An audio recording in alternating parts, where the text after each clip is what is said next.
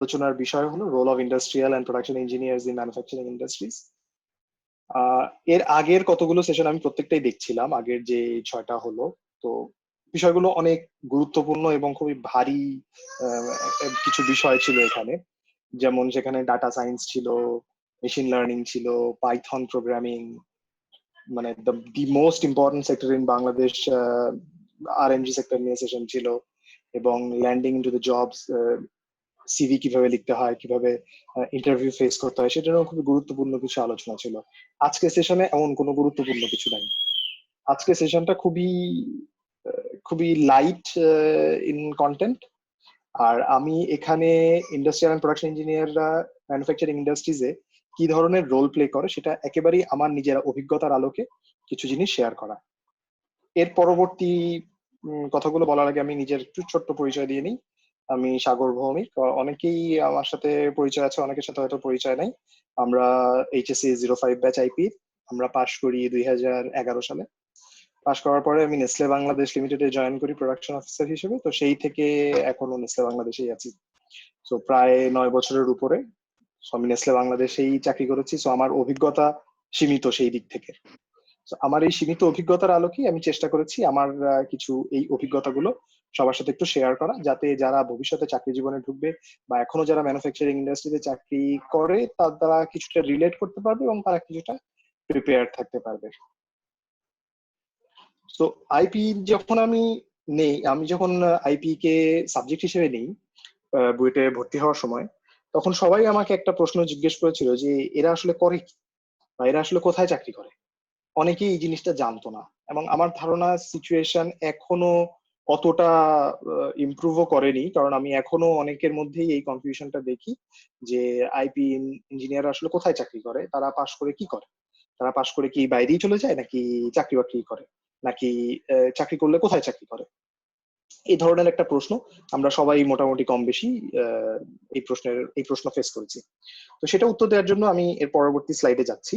এখানে আমি যেহেতু আজকের টপিকটা ম্যানুফ্যাকচারিং ইন্ডাস্ট্রিজ এর মধ্যে, এবং গত পরশু দিনই অলরেডি আরএমজি সেক্টর নিয়ে একটা বড় সেশন হয়ে গিয়েছে, আমি সচেতন ভাবেই আরএমজি সেক্টরটাকে এই ম্যানুফ্যাকচারিং ইন্ডাস্ট্রিজ এর বাইরে রেখেছি। তো আমি যদি পরের স্লাইডে যাই, so where do IP engineers actually work.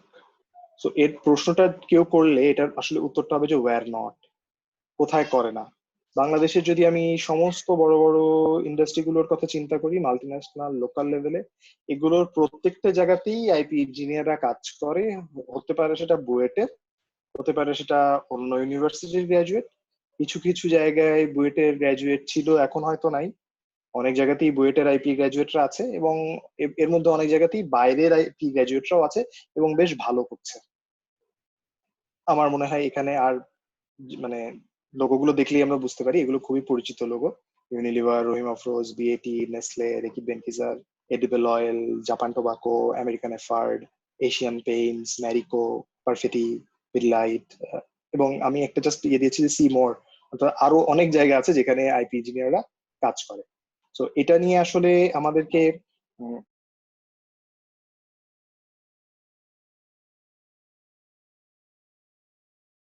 ভর্তি হয়। তো এটা হলো একটা জাস্ট গ্লিমস যে এরকম জায়গায় কিন্তু আমাদের ফুটফল গুলো ছিল বা আছে, এবং এরা কিন্তু জানে যে আইটি ইঞ্জিনিয়াররা কি কাজ করে। তো এসব জায়গায় আমাদের কাজ করার অপরচুনিটি আছে। হোয়াট ডু দে ডু, তারা আসলে করে কি। এই যে এতগুলো ইন্ডাস্ট্রি বললাম, তারা আসলে কি করে, তারা আসলে অনেক কিছু করে। আমি এখানে কতগুলো জাস্ট টপিকস তুলে এনেছি, এগুলোর মধ্যে থেকে কিছু কিছু পয়েন্টস এর ডিটেইলসে আমি ঢুকবো।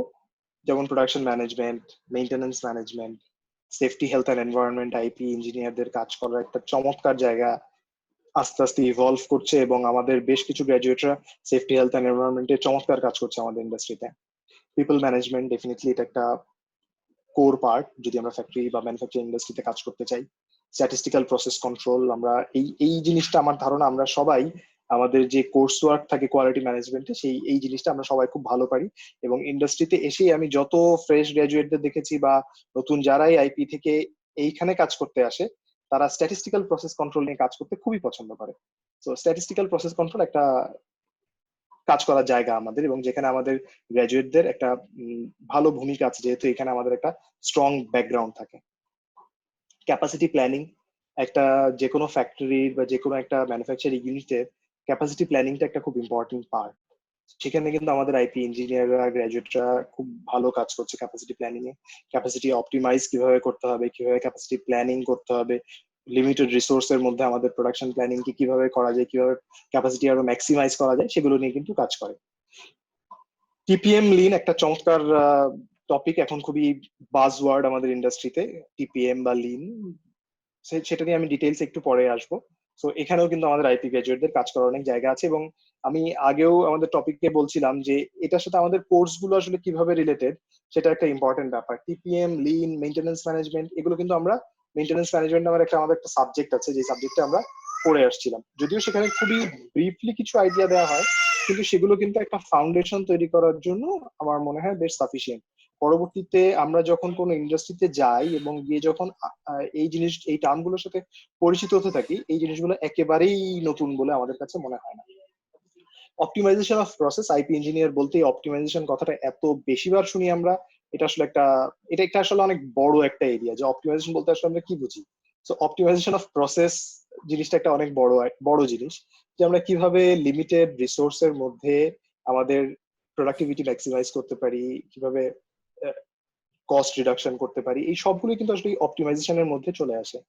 কন্টিনিউয়াস ইমপ্রুভমেন্ট, আমরা টিপিএম মেথোডোলজি যখনই পড়ি, আমরা কিন্তু কন্টিনিউয়াস ইমপ্রুভমেন্টের কথাও পড়েছি সেখানে। কোয়ালিটি ম্যানেজমেন্ট যে আমাদের সাবজেক্ট আছে, সেখানেও কিন্তু কন্টিনিউয়াস ইমপ্রুভমেন্টের কথাগুলো বলা ছিল। সো একটা ইন্ডাস্ট্রিতে কাজ করতে গেলে কখনোই আমরা আমাদের কোর্স ওয়ার্কে যা আছে সেটা সব পড়ে গিয়ে আমরা সব কিন্তু কখনোই পড়ে যাব না। এখানে আমি খুব গুরুত্বপূর্ণ একটা কথা মনে করিয়ে দিই। আমাদের যখন ভার্সিটিতে ওরিয়েন্টেশন হয়, তখন আমাদের তৎকালীন ভিসি স্যার একটা খুব মূল্যবান কথা বলেছিলেন। উনি বলেছিলেন যে এখান থেকে পাশ করে তোমরা অনেকে অনেক জায়গায় কাজ করতে যাবে। কেউ গ্লাস ম্যানুফ্যাকচারিং ইন্ডাস্ট্রিতে যাবে, কেউ ফুড ম্যানুফ্যাকচারিং এ যাবে, কেউ হয়তো হেভি মেটালিক কোনো ইন্ডাস্ট্রিতে যাবে, কেউ গ্যাস প্লান্টে যাবে, কেউ কেমিক্যাল ইন্ডাস্ট্রিজে যাবে। এত ইন্ডাস্ট্রিয়াল প্রসেসের সবকিছু তো আমরা তোমাদেরকে এইভাবে পড়িয়ে দিতে পারবো না, এবং সবকিছু এখানে পড়ানোও হবে না। বরং আমরা তোমাদেরকে কিছু বইয়ের নাম শেখাবো, যে বইগুলোর নামগুলো তোমাদের যখন মনে থাকবে, তোমরা জানবে কোন একটা প্রবলেমে পড়লে তোমরা তোমাদের তোমাদের যেন মনে করতে পারো যে হ্যাঁ, এই প্রবলেমটা সলিউশনটা ওই বইটাতে আছে। সো আইপি এর কোর্স গুলো কিন্তু অনেকটা সেই রকম। আমি যদি এটাকে আইপি দিকে নিয়ে আসি, আমি যদি আইপি এরিয়াটাতে নিয়ে আসি এই জিনিসটাকে, যে আমাদের এখানে অনেক কিছুই পড়ানো হবে।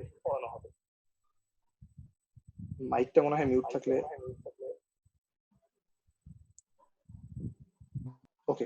আমাদের এখানে অনেক কিছুই পড়ানো হবে। এখন কোন জিনিসটা আমাদের ইন্ডাস্ট্রিতে গিয়ে লাগবে এবং কোন জিনিসটা লাগবে না, এবং আমরা আসলে কোন জিনিসটা মনে মাথায় ভালো করে মনে রাখবো, কোন জিনিসটা ভালো করে মনে রাখবো না, এইরকম একটা কনফিউশনে আমি অনেককেই পড়তে দেখি, এবং আমি নিজেও খুব এই বিষয়টার মধ্যে পড়েছিলাম, যে এই জিনিসটা পড়ছি কেন পড়ছি, এটা কেন লাগবে। সো আমাদের কিন্তু জানতে হবে যে হ্যাঁ, আমাদেরকে এই কোর্সগুলো পড়ানো হয়েছিল, এবং ভবিষ্যতে আমরা যখন ইন্ডাস্ট্রিতে কাজ করতে যাব, আমরা জানবো যে হ্যাঁ, এই জিনিসটা আমরা ওখানে পড়েছিলাম ওই সাবজেক্টে। তো আমি যদি ওই সাবজেক্টের বইটা আবার একটু দেখি বা ওই সাবজেক্টের ডিটেইলসে গিয়ে একটু জানতে চাই, তাহলে আমি ওই জিনিসটা আবার জানতে পারবো। এখানে একজন খুব বিখ্যাত লোক একটা খুব বড় কথা বলে গিয়েছিলেন, যে জীবনের ধন কিছুই যাবে না ফেলা। ভদ্রলোক খুব একটা ভুল কিছু বলেন না সাধারণত, তো আমরা ধরে নিই এটাও ভালোই বলেছিলেন। তো আমাদের আইপি তে আমরা যে সমস্ত কোর্স গুলো পড়ে আসি, তার প্রত্যেকটাই কোনো না কোনো ভাবে আমাদের ইন্ডাস্ট্রিতে কাজে লাগে। কখন কোনটা লাগবে এটা বলা মুশকিল। আমি আমার এই ছোট্ট অভিজ্ঞতা থেকে বলতে পারি যে আইপি আমরা অনেক কোর্স করেছি, এবং এই কোর্সে আমার এখনো পর্যন্ত মনে আছে যে কোনো কোর্সে এখনো পর্যন্ত মানে একেবারে কিছুই লাগেনি, ব্যাপারটা এরকম না। তো আমি যখন পরবর্তীতে আমাদের কাজগুলো নিয়ে আসব, তখন কিন্তু আমরা রিলেট করতে পারবো যে আসলে কোন কোর্সটা কোথায় লাগে। প্রোডাকশন ম্যানেজমেন্ট, প্রোডাকশন ম্যানেজমেন্ট একটা খুব ইম্পর্টেন্ট টার্ম, এবং আমাদের অনেক গ্র্যাজুয়েটরা এই প্রোডাকশন ম্যানেজমেন্ট রিলেটেড জব কিন্তু আমাদের বিভিন্ন ম্যানুফ্যাকচারিং ইন্ডাস্ট্রিজে করে আসছে। সো প্রোডাকশন ম্যানেজমেন্ট বলতে যদি আমি বুঝি, একদম এক কথায় যদি আমি বলি যে প্রোডাকশন ম্যানেজমেন্টের আসলে কাজটা কি, কাজটা হলো ensure right quality, right quantity, right time, and obviously at right manufacturing cost. তো এই জিনিসটা এনশিওর করাই হলো প্রোডাকশন ম্যানেজমেন্ট, যারা প্রোডাকশন ডিপার্টমেন্টে কাজ করে বা অপারেশনসে কাজ করে তাদের কাজ। তো তারা কিভাবে এই কাজটা করে? তারা বিভিন্ন টুলস ইউজ করে। তাদের মধ্যে তারা ম্যাটেরিয়ালের ফ্লো অপটিমাইজ করে, তারা রিসোর্সের অপটিমাইজেশন করে, কোন রিসোর্সটা কিভাবে ইউটিলাইজ করলে প্রোডাক্টিভিটি ম্যাক্সিমাইজ করা যাবে, ইমপ্রুভমেন্ট অ্যাক্টিভিটিস ড্রাইভ করে, তারা স্ট্যাটিস্টিক্যাল প্রসেস কন্ট্রোল নিয়ে কাজ করে। স্ট্যাটিস্টিক্যাল প্রসেস কন্ট্রোলটা কিন্তু আমি বারবার এই ক্ষেত্রে আসছি যে স্ট্যাটিস্টিক্যাল প্রসেস কন্ট্রোলটা আমাদের প্রোডাকশন ম্যানেজমেন্ট বা ফ্যাক্টরি রিলেটেডে খুব বেশি ইউজ হয়। সো আমাদের স্ট্যাটিস্টিক্যাল প্রসেস কন্ট্রোলের নলেজটা যত সাউন্ড হবে, আমরা এই ধরনের ইমপ্রুভমেন্ট অ্যাক্টিভিটিস এবং অপটিমাইজেশন কাজগুলো তত এফিসিয়েন্টলি, তত এফেক্টিভলি করতে পারবো। সো স্ট্যাটিস্টিক্যাল প্রসেস কন্ট্রোলটা আসলে খুবই জরুরি জিনিস। আমাকে এই স্ট্যাটিস্টিক্যাল প্রসেস কন্ট্রোলের নলেজটা অনেকটা হেল্প করেছে এই আমার আমার এই ছোট্ট ক্যারিয়ারে। একটা জিনিস এখানে মাথায় রাখা প্রয়োজন, আমি একটু আগেই বলছিলাম যেটা, যে অনেক কোর্স ওয়ার্কই আমরা যখন পড়ি বা আমরা যখন জানি, মানে পড়তে থাকি, তখন আসলে আমরা রিলেট করতে পারি না যেটা আমাদের ইন্ডাস্ট্রিতে কিভাবে কাজে লাগবে। এই ক্ষেত্রে আমাদের যে ইন্ডাস্ট্রিয়াল অ্যাটাচমেন্টটা আছে, সেটা কিন্তু খুব গুরুত্বপূর্ণ একটা ভূমিকা রাখে, যে আমাদের কোর্স ওয়ার্ক গুলো ইন্ডাস্ট্রিতে কিভাবে অ্যাপ্লাই করা হয়। এই কোর্স ওয়ার্ক, এই ইন্ডাস্ট্রিয়াল অ্যাটাচমেন্টের মাধ্যমে কিন্তু এই জিনিসটা খুব ভালোভাবে বোঝা যায়। সো স্ট্যাটিস্টিক্যাল প্রসেস কন্ট্রোল এটা একটা কাজ। ড্রাইভ ইমপ্রুভমেন্ট অ্যাক্টিভিটিস, নানান রকমের ইমপ্রুভমেন্ট অ্যাক্টিভিটিস কিন্তু আইপি ইঞ্জিনিয়ারদের একটা খুব বড় কাজ।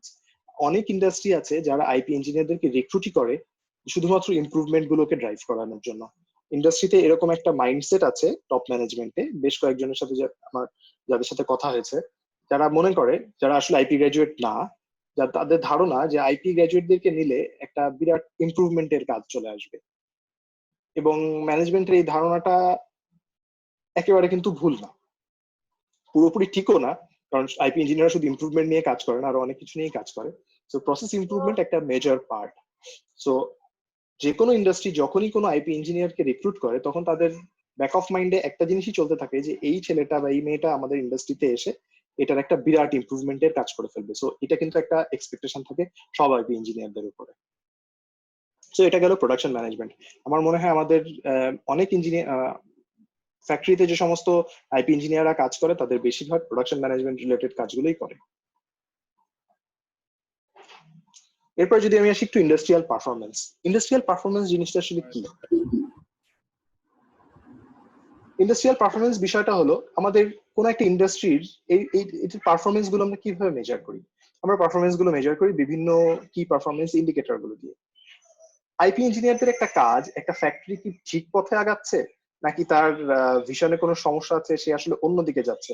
তো তার কাজ হলো এই কেপিআই গুলোকে ডিফাইন করে দেয়া এবং ফ্যাক্টরি ম্যানেজমেন্টকে বলা যে এই কেপিআই গুলো যদি তুমি ঠিকঠাক ভাবে ফিল আপ করতে পারো, তাহলে কিন্তু আমি বলতে পারি যে হ্যাঁ, আমাদের factory is on the right track. এবং এই কেপিআই গুলো মনিটর করা, ট্র্যাক করা, যে আমার পারফরমেন্স গুলো আসলে কোন দিকে যাচ্ছে। সো এই ডেফিনেশন গুলো কিন্তু এটা ডিফাইন করা, এটা কিন্তু আইপি ইঞ্জিনিয়ারদের একটা কাজ। এবং আমাদের বেশ কিছু গ্রাজুয়েটরা এই রোলে কিন্তু বেশ ভালো কাজ করছে বিভিন্ন ইন্ডাস্ট্রিতে। ক্যাপাসিটি প্ল্যানিং একটা ইন্ডাস্ট্রিয়াল পারফরমেন্সের কাজ।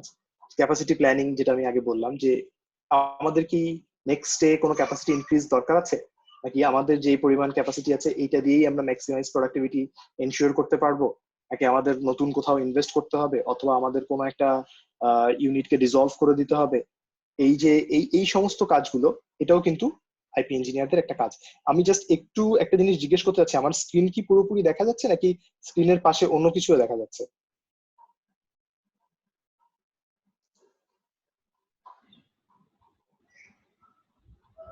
Screen hello? দেখতে পাচ্ছি, স্ক্রিনের পাশাপাশি অন্য কোনো কিছু দেখা যাচ্ছে না ভাই। We can only see okay, slides. Okay, fine, ঠিক আছে, তাহলে ঠিক আছে। Everything is okay. Okay, fine, okay, thank you, thanks for the feedback. Okay, so industrial পারফরমেন্সে কিন্তু এটাও একটা কাজ, যে ক্যাপাসিটি কনস্ট্রেইন্ট গুলো কি কি সেগুলো খুঁজে বের করা এবং সেই অনুযায়ী ফ্যাক্টরিকে গাইড করা, যে ফ্যাক্টরির প্রোডাক্টিভিটি ইমপ্রুভ করতে গেলে আর কি কাজ করতে হবে।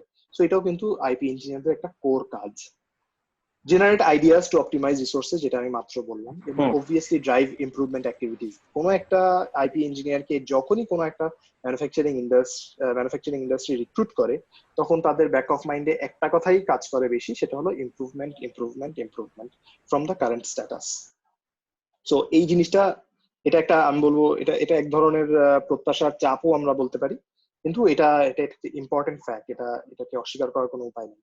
সো এটা আমাদেরকে করতেই হবে। এখন কথা হলো, এই কাজগুলো আমরা কোথায় শিখি? ক্যাপাসিটি প্ল্যানিং কিন্তু আমরা অপারেশনস ম্যানেজমেন্টে পড়ে আসি। হ্যাঁ, এখন ক্যাপাসিটি প্ল্যানিং একটা জিনিস আমাদের মাথায় রাখতে হবে, আমরা কোর্স ওয়ার্কে যে সমস্ত জিনিস পড়ি তার সাথে বাস্তব ইন্ডাস্ট্রির কিন্তু বেশ বড় একটা ফারাক থেকে যায়। বাস্তব জীবনে আমরা জিনিসগুলোকে হুবহু সেইভাবে অ্যাপ্লাই করি না। আমি আমার এই ছোট্ট ক্যারিয়ারে যা দেখেছি, যেগুলো পড়ে আসছি সেগুলোকে যখন আমরা ইন্ডাস্ট্রিতে অ্যাপ্লাই করতে যাই তখন তার মধ্যে একটা বেশ বড়সড় ডিফারেন্স চলে আসে। কারণ আমরা কোর্স ওয়ার্কে মোটামুটি একটা আদর্শ সিচুয়েশনে কি করতে হবে সেরকম একটা জিনিসগুলো পড়ে আসি, কিন্তু যখনই সেই জিনিসগুলোকে বাস্তব জীবনে আমরা অ্যাপ্লাই করতে যাই তখন এর সাথে সাথে আরো অনেকগুলো কনস্ট্রেইনটস চলে আসে। তো তখন সেগুলোকে এক একটা ইন্ডাস্ট্রির জন্য এই জিনিসগুলোকে এক একভাবে মডিফাই করে যেতে হয়। এই জিনিসগুলো কোথাও শেখানো হয় না, এই জন্যই একদম বেসিক জিনিসটা আমরা কোর্সে শিখে যাই, এবং তারপরে যেই যে ইন্ডাস্ট্রিতে যেভাবে জিনিসগুলোকে মডিফাই করতে হয় আমাদেরকে সেইভাবে এই জিনিসগুলোকে মডিফাই করেই অ্যাপ্লাই করতে হয়। এই জিনিসটা খুব ইম্পর্টেন্ট একটা ব্যাপার। আমি যখন চাকরি জীবনে ঢুকি প্রথম প্রথম, তখন আমার কাছে দেখে মনে হয়েছিল এই ফ্যাক্টরিতে যা হচ্ছে সব ভুল। এবং এখানে এবং এই জিনিসটা আমি দেখেছি যারা ইন্ডাস্ট্রিয়াল অ্যাটাচমেন্টও পরবর্তীতে আসে আমাদের আমাদের ফ্যাক্টরিতে বা বিভিন্ন ইন্ডাস্ট্রিয়াল অ্যাটাচমেন্টে যেখানে যায়, ওখানে গেলেই একটা জিনিস মনে হয় যে এখানে যা হচ্ছে সব মনে হয় ভুল হচ্ছে। এগুলো তো আমরা এইভাবে পড়ে আসি, এটা ম্যাটেরিয়াল ফ্লো তো এইভাবে হয় না। এই ম্যাটেরিয়াল ফ্লোটাকে যদি আমি এইভাবে করি তাহলে তো ট্রান্সপোর্ট টাইম অনেক কমে যায়, কিন্তু কেন এরা এরকম করছে না? এরা নিশ্চয়ই এই জিনিসটা জানে না। কিন্তু ব্যাপারটা আসলে তা না। পরবর্তীতে যখন আমি এই জিনিসগুলো অ্যাপ্লাই করতে গেলাম তখন দেখলাম যে হ্যাঁ, এখানে অনেক কনস্ট্রেন্টস চলে আসে। তো সেই কনস্ট্রেন্টের মধ্যে থেকে কিভাবে ইমপ্রুভ করা যায় সেখানেই কিন্তু আইটি ইঞ্জিনিয়ারদের দক্ষতা।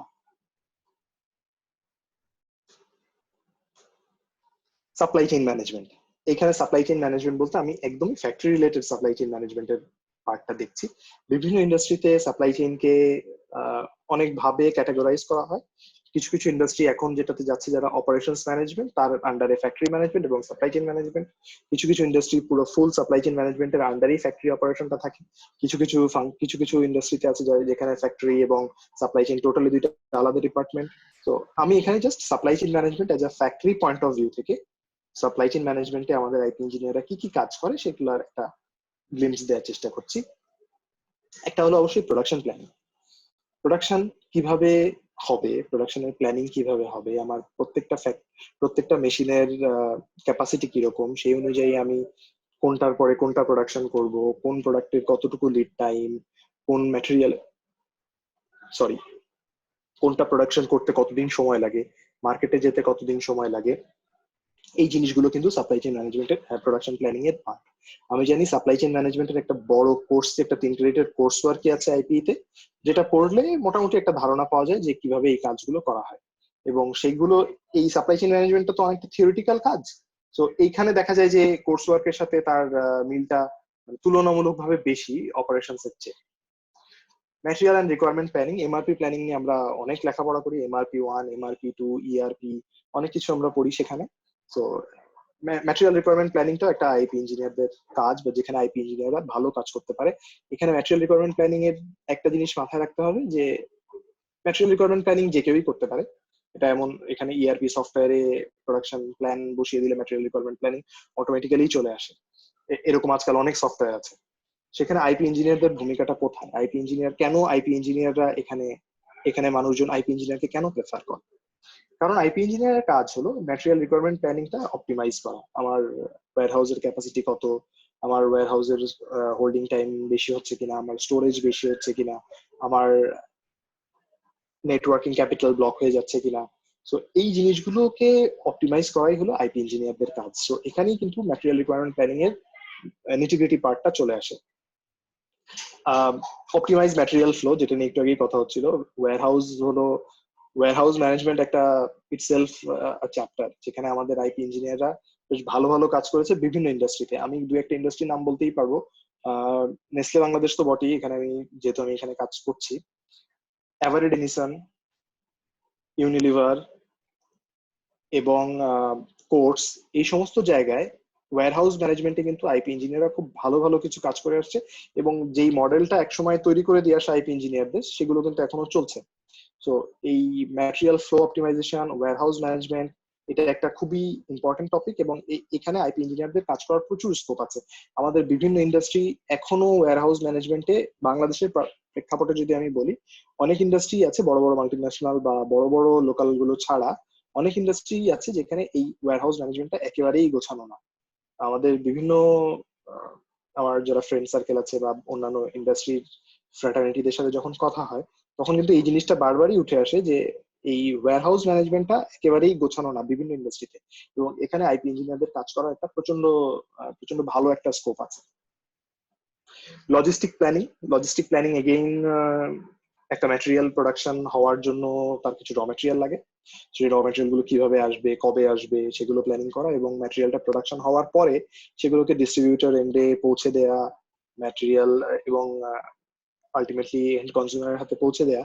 তো সেইখানে লজিস্টিক প্ল্যানিং এর একটা বড় বড় একটা ভূমিকা থাকে। ট্রান্সপোর্টেশন মডেল নিয়ে আমরা প্রচুর কাজ করি, প্রচুর অঙ্ক করি, কিন্তু আসলে ট্রান্সপোর্টেশন মডেলের কোনো অঙ্ক এখানে এসে খুব ডিরেক্টলি কাজে লাগানোটা খুব টাফ। ট্রান্সপোর্টেশন লজিস্টিক প্ল্যানিং এ আমি নিজে কখনো ওইভাবে সরাসরি কাজ করিনি, কিন্তু যারা কাজ করেছে তাদের কাছে একবার আমি জিজ্ঞেস করেছিলাম যে আমরা যে ট্রান্সপোর্টেশন মডেলের উপর এত অঙ্ক করি, তো এই অঙ্ক করেই কি লজিস্টিক প্ল্যানিংটা করা হয়? তো জবাবটা খুবই মানে ফানি আকারে পেয়েছিলাম যে না, এই জবাবটা মোটেই এইভাবে, মানে ওই ট্রান্সপোর্টেশন মডেলটা আসলে এখানে ব্যক্তিগত মানে এই বাস্তব জীবনে খুব কমই কাজে লাগে। দেন আরেকটা খুব চমৎকার কাজ করার জায়গা যেটা আমি প্রথমে টাচ করে আসছিলাম, safety health and environment. Safety health and environment একটা সম্পূর্ণ আলাদা বিষয় একটা ফ্যাক্টরি ম্যানেজমেন্টের জন্য। এবং এই যে জায়গাটাতে এখন কিন্তু গত 10 বছর, 10 বছরও বলবো না, প্রায় হ্যাঁ 10 বছরের মতোই, গত 10 বছরে কিন্তু বাংলাদেশ অনেকটা এগিয়ে গিয়েছে, এবং বাংলাদেশের ইন্ডাস্ট্রি গুলো এখন এই সেফটি হেলথ অ্যান্ড এনভায়রনমেন্টের গুরুত্বটা বুঝতে শিখেছে। এবং এখানে আইপি ইঞ্জিনিয়ারদের কাজ করার বেশ বড় স্কোপ আছে। আমরা জানি সেফটি হেলথ অ্যান্ড এনভায়রনমেন্ট নিয়ে আমাদের একটা কোর্স ওয়ার্ক আছে, এনভায়রনমেন্ট ম্যানেজমেন্ট, সেফটি ম্যানেজমেন্ট নিয়ে। সো এখানে যে সেফটি ম্যানেজমেন্টের টার্মিনোলজি গুলো আমরা শিখে আসি, ঠিক সেম টার্মিনোলজি গুলোই কিন্তু আমরা যখন বাস্তব জীবনে ফ্যাক্টরিতে কাজ করতে আসবো, তখন দেখবো যে সেই জিনিসগুলো কাজে লাগে। এলটিআই আর এফআর কি জিনিস, আরআইএফআর কি জিনিস, হ্যাজপ কি, হিরা কি, এইম কি, এই জিনিসগুলোর কিন্তু আমরা বেসিক একটা ধারণা পাই আমাদের কোর্স ওয়ার্ক থেকে। আমাদের কোর্স ওয়ার্কে কিন্তু একটা ভালো ভালো একটা জিনিস এখানে কভার করা হয়। এবং সেফটি হেলথ অ্যান্ড এনভায়রনমেন্টে আমাদের আইপি গ্রাজুয়েটরা বর্তমানে বেশ কয়েকটা জায়গায় বেশ ভালো পজিশনে কাজ করছে। শেভরনে আছে, বাংলাদেশি লেভেল অয়েলে আছে, লাফার্জ হোলসিমে এই মুহূর্তে মনে হয় নাই, কিন্তু লাফার্জ হোলসিমেও ছিল। সো আইপি ইঞ্জিনিয়ার ইভেন অন্যান্য ইউনিভার্সিটির আইপি ইঞ্জিনিয়ার, যেমন আহসানুল্লাহর আইপি ইঞ্জিনিয়ার আমাদের নেসলেতে আছে, রুয়েটের আইপি ইঞ্জিনিয়ার কেও আমি দেখেছি সেফটি এবং হেলথ নিয়ে কাজ করতে। সো সেফটি হেলথ অ্যান্ড এনভায়রনমেন্টে কিন্তু আইপি ইঞ্জিনিয়ারদের একটা কোর জায়গা। এক্ষেত্রে একটা জিনিস বলে রাখা প্রয়োজন, সেফটি কিন্তু একটা সম্পূর্ণ অপারেশনস এর থেকে আমি বলবো একটা সম্পূর্ণ আলাদা একটা চ্যাপ্টার। তো সেইখানে যখন আমরা ক্যারিয়ারকে ফোকাস করব, আমাদেরকে এই বিষয়টা অবশ্যই মাথায় রাখতে হবে। সেফটি নিয়ে আমরা যখন কথা বলি যে এই যে HAZOP, hazards and operational procedure, risk assessment, hazard identification, risk assessment, aspect and impact study, তো এই জিনিসগুলো কিন্তু আইপি ইঞ্জিনিয়াররা করে। এই জিনিসগুলোর কেন আমি এখানে অ্যাব্রিভিয়েশন গুলো লিখেছি, কারণ এই জিনিসগুলো আমি কিন্তু আমার কোর্স ওয়ার্কে পড়ে আসছিলাম, এবং তারপরে যখন আমার চাকরি জীবনে এসে যখন দেখলাম যে হ্যাঁ এই ডকুমেন্টস গুলো এখানেও আছে, এবং আমাকে যখন এই ডকুমেন্টস গুলো প্রিপেয়ার করতে দেওয়া হলো, আমার কাছে জিনিসগুলো কিন্তু নতুন মনে হয়নি একেবারেই। কারণ আমি জানতাম যে হ্যাঁ এই জিনিসটার এটা কাজ, হ্যাঁ জিনিসটা কিভাবে করে সেটা বাস্তব জীবনে তো আমরা ওইভাবে করি না। রিস্ক অ্যাসেসমেন্ট আমার মনে পড়ে আমাদের যখন সেফটি হেলথ অ্যান্ড এনভায়রনমেন্টের সেফটি ম্যানেজমেন্টের ক্লাস হচ্ছিল, তখন রিস্ক ম্যানেজমেন্টের জন্য আমাদের কোর্স টিচার আমাদেরকে লালবাগে পাঠিয়েছিলেন। লালবাগের একটা প্লাস্টিক ম্যানুফ্যাকচারিং ইন্ডাস্ট্রি বলতে লালবাগের ইন্ডাস্ট্রি গুলোতে আমরা সবাই কম বেশি গিয়েছি। সেখানে এক একটা রুম এক একটা ইন্ডাস্ট্রি, একটা রুমের মধ্যেই সেখানে 3-4টা মোল্ডিং মেশিন, 3-4টা মানে অনেক কিছু সেখানে চলে আসে, ওখানে আছে। এবং ওই অপারেশনের সেফটি এন্ড রিস্ক অ্যাসেসমেন্ট করতে আমরা গিয়েছিলাম, এবং বলাই বাহুল্য যে ওখানে ওখানে আসলে সবই রিস্ক। তো এই জিনিসগুলো একটা আইডিয়া কিন্তু আমরা কোর্স ওয়ার্ক থেকে পেয়ে যাই। পরবর্তী জীবনে যখন আমি বাস্তব জীবনে যখন আমাকে একটা হ্যাজার্ড আইডেন্টিফিকেশন এবং রিস্ক অ্যাসেসমেন্ট করতে দেওয়া হলো, আমার কাছে ব্যাপারটা কিন্তু একেবারে নতুন মনে হয়নি। হ্যাঁ অনেক নতুন নতুন টার্ম ছিল, অনেক নতুন জিনিস হয়েছিল, যেগুলো ইন্ডাস্ট্রি টু ইন্ডাস্ট্রি বিভিন্ন কারণে ভ্যারি করে। তো সেই জিনিসগুলো আমি জেনে নিয়েছিলাম, কিন্তু ব্যাপারটা একেবারেই নতুন বলে মনে হয়নি। ISO 14000 এনভায়রনমেন্ট ম্যানেজমেন্ট, 45000 ওসাস, যেগুলো সেগুলো হলো আমাদের সেফটি ম্যানেজমেন্টের, occupational health safety management. So এই জায়গাগুলোতে আইপি ইঞ্জিনিয়াররা কাজ করে। অবশ্যই ট্রেনিং অন সেফটি, সেফটি ডিপার্টমেন্টের একটা বড় কাজ হলো মানুষজনকে সচেতন করা এবং ট্রেন করা। আমাদের বাংলাদেশের প্রেক্ষাপটে আমি আমাদের অভিজ্ঞতা বলতে পারি, আমাদের দেশের মানুষজন এখনো অতটা সচেতন নয় সেফটির পার্সপেক্টিভে। সেফটি নিয়ে এখনো আমরা অতটা ভাবি না। যেটা আমি বলছিলাম যে গত 10 বছরে ইন্ডাস্ট্রি গুলো আস্তে আস্তে এটার ইম্পর্টেন্স গুলো বুঝতে শিখেছে, কিন্তু ইন্ডাস্ট্রি বুঝলেই হবে না, এটা মানুষজনদেরকেও বুঝতে হবে। সো এই জিনিসটা বোঝানোটা একটা বড় টাফ টাস্ক। টিপিএম, টিপিএম একটা খুবই বাজওয়ার্ড ইদানিং আমাদের ইন্ডাস্ট্রিতে, যেখানে আইপি ইঞ্জিনিয়ারদের কাজ করার অনেক জায়গা। টিপিএমটা আসলে কি, এটা সংজ্ঞা এক কথায় দেওয়াটা খুব ডিফিকাল্ট। কোনো কোনো ফ্যাক্টরি, কোনো কোনো ইন্ডাস্ট্রি এটাকে টোটাল পারফরমেন্স ম্যানেজমেন্ট বলে, কেউ কেউ টোটাল প্রোডাক্টিভ মেইনটেনেন্স বলে, কেউ টোটাল প্রোডাক্টিভ ম্যানেজমেন্ট বলে। এরকম টিপিএম লিখে আমরা যদি দেখতে চাই, এটার অনেক সংজ্ঞা দেওয়া যায়। সো টিপিএম একটা আসলে ইটসেলফ অ্যানাদার চ্যাপ্টার। আমি ডিটেইলসে কোনোটারই যাচ্ছি না, আমি শুধু একটা জিনিস বলতে চাই যে এখানে আইপি ইঞ্জিনিয়ারদের কাজ করার একটা বিরাট জায়গা আছে। এবং টিপিএম নামটা আমরা প্রথম শুনি আমাদের মেইনটেনেন্স ম্যানেজমেন্টের একটা কোর্স ছিল, এবং মেইনটেনেন্স ম্যানেজমেন্টটা আমাদেরকে মাসুদ স্যার পড়াতেন। ওখানে আমরা টিপিএম এর নামটা প্রথম শুনি, এবং তারপরে বিভিন্ন কোর্স ওয়ার্কেও আমরা শিখেছি যে টিপিএম জিনিসটা কি। এবং পরে আমরা যখন পড়লাম কোয়ালিটি ম্যানেজমেন্ট, মেইনটেনেন্স ম্যানেজমেন্ট, সেখানে কিন্তু টিপিএম নিয়ে অনেক ডিটেইলস লেখা ছিল। সো আমি জানতাম টিপিএম এ 8টা পিলার আছে, এখন অনেক কেউ বলবে 7টা পিলার, কেউ বলবে 8টা পিলার। পিলার জিনিসটা কি এটার একটা আইডিয়া আমার ছিল যে টিপিএম কি এবং পিলার গুলো কি কি, এটার কি কাজ, সেগুলো আমি জানতাম। এবং এই টিপিএম নিয়ে কাজ করার এবং টিপিএম এর সাথে কিন্তু এই কন্টিনিউয়াস ইমপ্রুভমেন্টটা একটা একদম ওতপ্রোতভাবে জড়িত। তো সেখানে কন্টিনিউয়াস ইমপ্রুভমেন্টের জন্য বিভিন্ন টুলস বিভিন্ন ইন্ডাস্ট্রি ইউজ করে। ডিমাইক একটা সিক্স সিগমার একটা এস্টাবলিশড মেথোডোলজি, যেটা নিয়ে আমাদের আইপি গ্রাজুয়েটরা প্রচুর কাজ করে বিভিন্ন ইন্ডাস্ট্রিতে, not only in Nestle. So এটা এটা একটা ভালো কাজ করার জায়গা। আমি বলছি না যে আমরা কোর্স ওয়ার্ক করে ডিভাইস পুরোটা শিখে যাব, কারণ এগুলো আসলে অ্যাপ্লিকেশনের ব্যাপার এবং চর্চার ব্যাপার। আমরা হয়তো থিওরিটা জানবো কিছুটা, এবং বাকিটা আমরা প্র্যাকটিক্যালি যখন বাস্তব জীবনে কাজ করতে যাব তখন বাকিটা জানতে জানতে পারবো।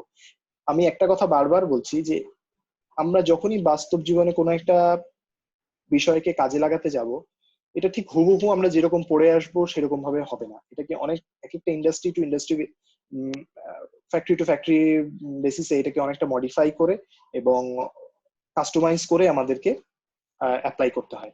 সো ওই জিনিসটা আমাদেরকে সবসময় মাথায় রাখতে হবে। এবং টিপিএম এর একটা খুব গুরুত্বপূর্ণ কাজ হলো এর মেথোডোলজি গুলোকে বোঝা, এগুলোকে কোচ করা এবং মানুষজনকে শেখানো।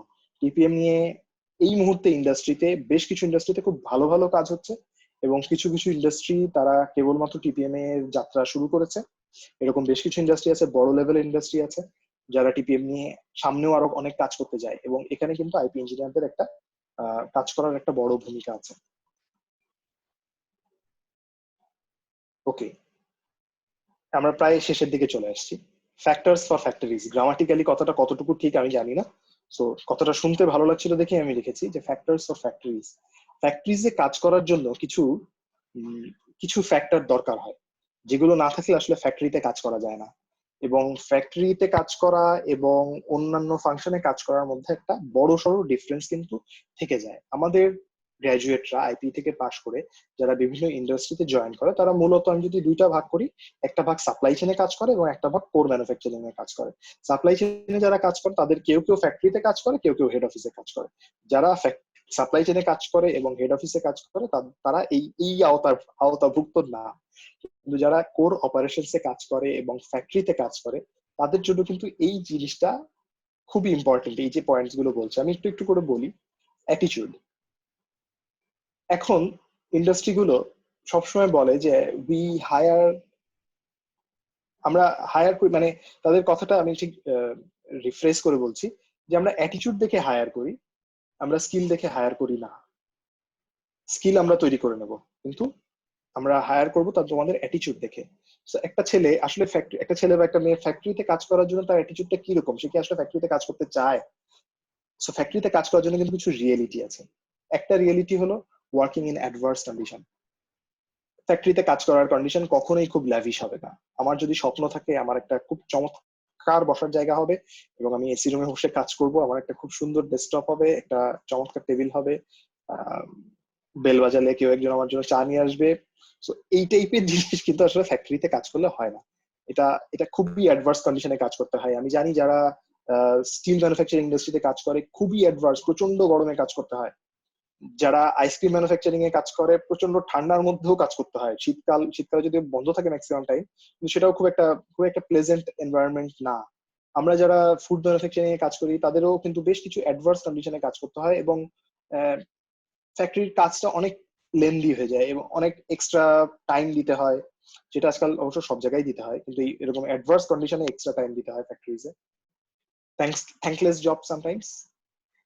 ফ্যাক্টরি যদিও আমরা অপারেশনসে কাজ করি, কোর ম্যানুফ্যাকচারিং এ কাজ করি, কিন্তু ফোকাস সবসময় বিজনেস পার্সপেক্টিভে। যদি আমরা বলি বিজনেস গ্রাজুয়েটরা বা যারা মার্কেটিং, সেলস, সাপ্লাই চেইনে কাজ করে তারা পেয়ে যায়। এটাতে আসলে মন খারাপ করার কোনো কারণ নাই, কারণ আমাদের জবের নেচারটাই এরকম। একবার আমার এক বসকে দুঃখ করে এই কথাটা বলছিলাম, তো সে আমাকে বলেছিল যে we don't work for applause. So যদি আমরা অ্যাপ্লজের জন্য কাজ করতাম, so we would have worked in a circus. So কথাটা ছিল এরকম। এটা সিনেমার ডায়লগ, পরে জেনেছিলাম। তো ব্যাপারটা এরকম। সো এটা অনেকটা থ্যাঙ্কলেস জব। পিপল ম্যানেজমেন্ট নিয়ে অনেক কাজ করতে হয় যেহেতু আমরা শপ ফ্লোরে কাজ করি। সো মানুষজনদেরকে নিয়ে আমাদের কাজ। একটা আইপি ইঞ্জিনিয়ার কখনোই একটা মেশিন চালায় না, একটা আইপি ইঞ্জিনিয়ার গিয়ে কখনোই একটা কাজকে ইমপ্লিমেন্ট করে না। আইপি ইঞ্জিনিয়ার কাজগুলোকে গাইড করে এবং এই কাজগুলো ইমপ্লিমেন্ট করে হলো যারা হাতে কলমে কাজ করছে মেশিনে তারা। তো তাদেরকে ম্যানেজ করাটা একটা খুবই গুরুত্বপূর্ণ কাজ ফ্যাক্টরিজ এর জন্য। আমি যদি মানুষজনদের সাথে কথা বলতে পছন্দ না করি, আমি যদি মানুষজনদেরকে কনভিন্সিং ক্যাপাবিলিটি আমার না থাকে, আমি কিন্তু আসলে ফ্যাক্টরিজে কাজ করার জন্য অতটা উপযুক্ত না। এটাও মাথায় রাখতে হবে, এই জিনিসটা একবারে আসে না। আমরা অনেকেই অনেক ইন্ট্রোভার্ট থাকি, আমি নিজে প্রচন্ড ইন্ট্রোভার্ট একটা ছেলে।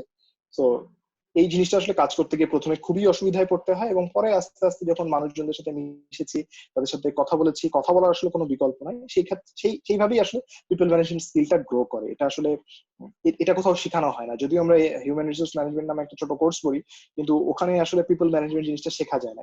এই জিনিসটা শিখতে হয় যখন আমরা ইন্ডাস্ট্রিতে কাজ করব, হাতে কলমে জিনিসগুলোকে ইমপ্লিমেন্ট করতে যাব, তখন এই জিনিসগুলো শিখতে হয়।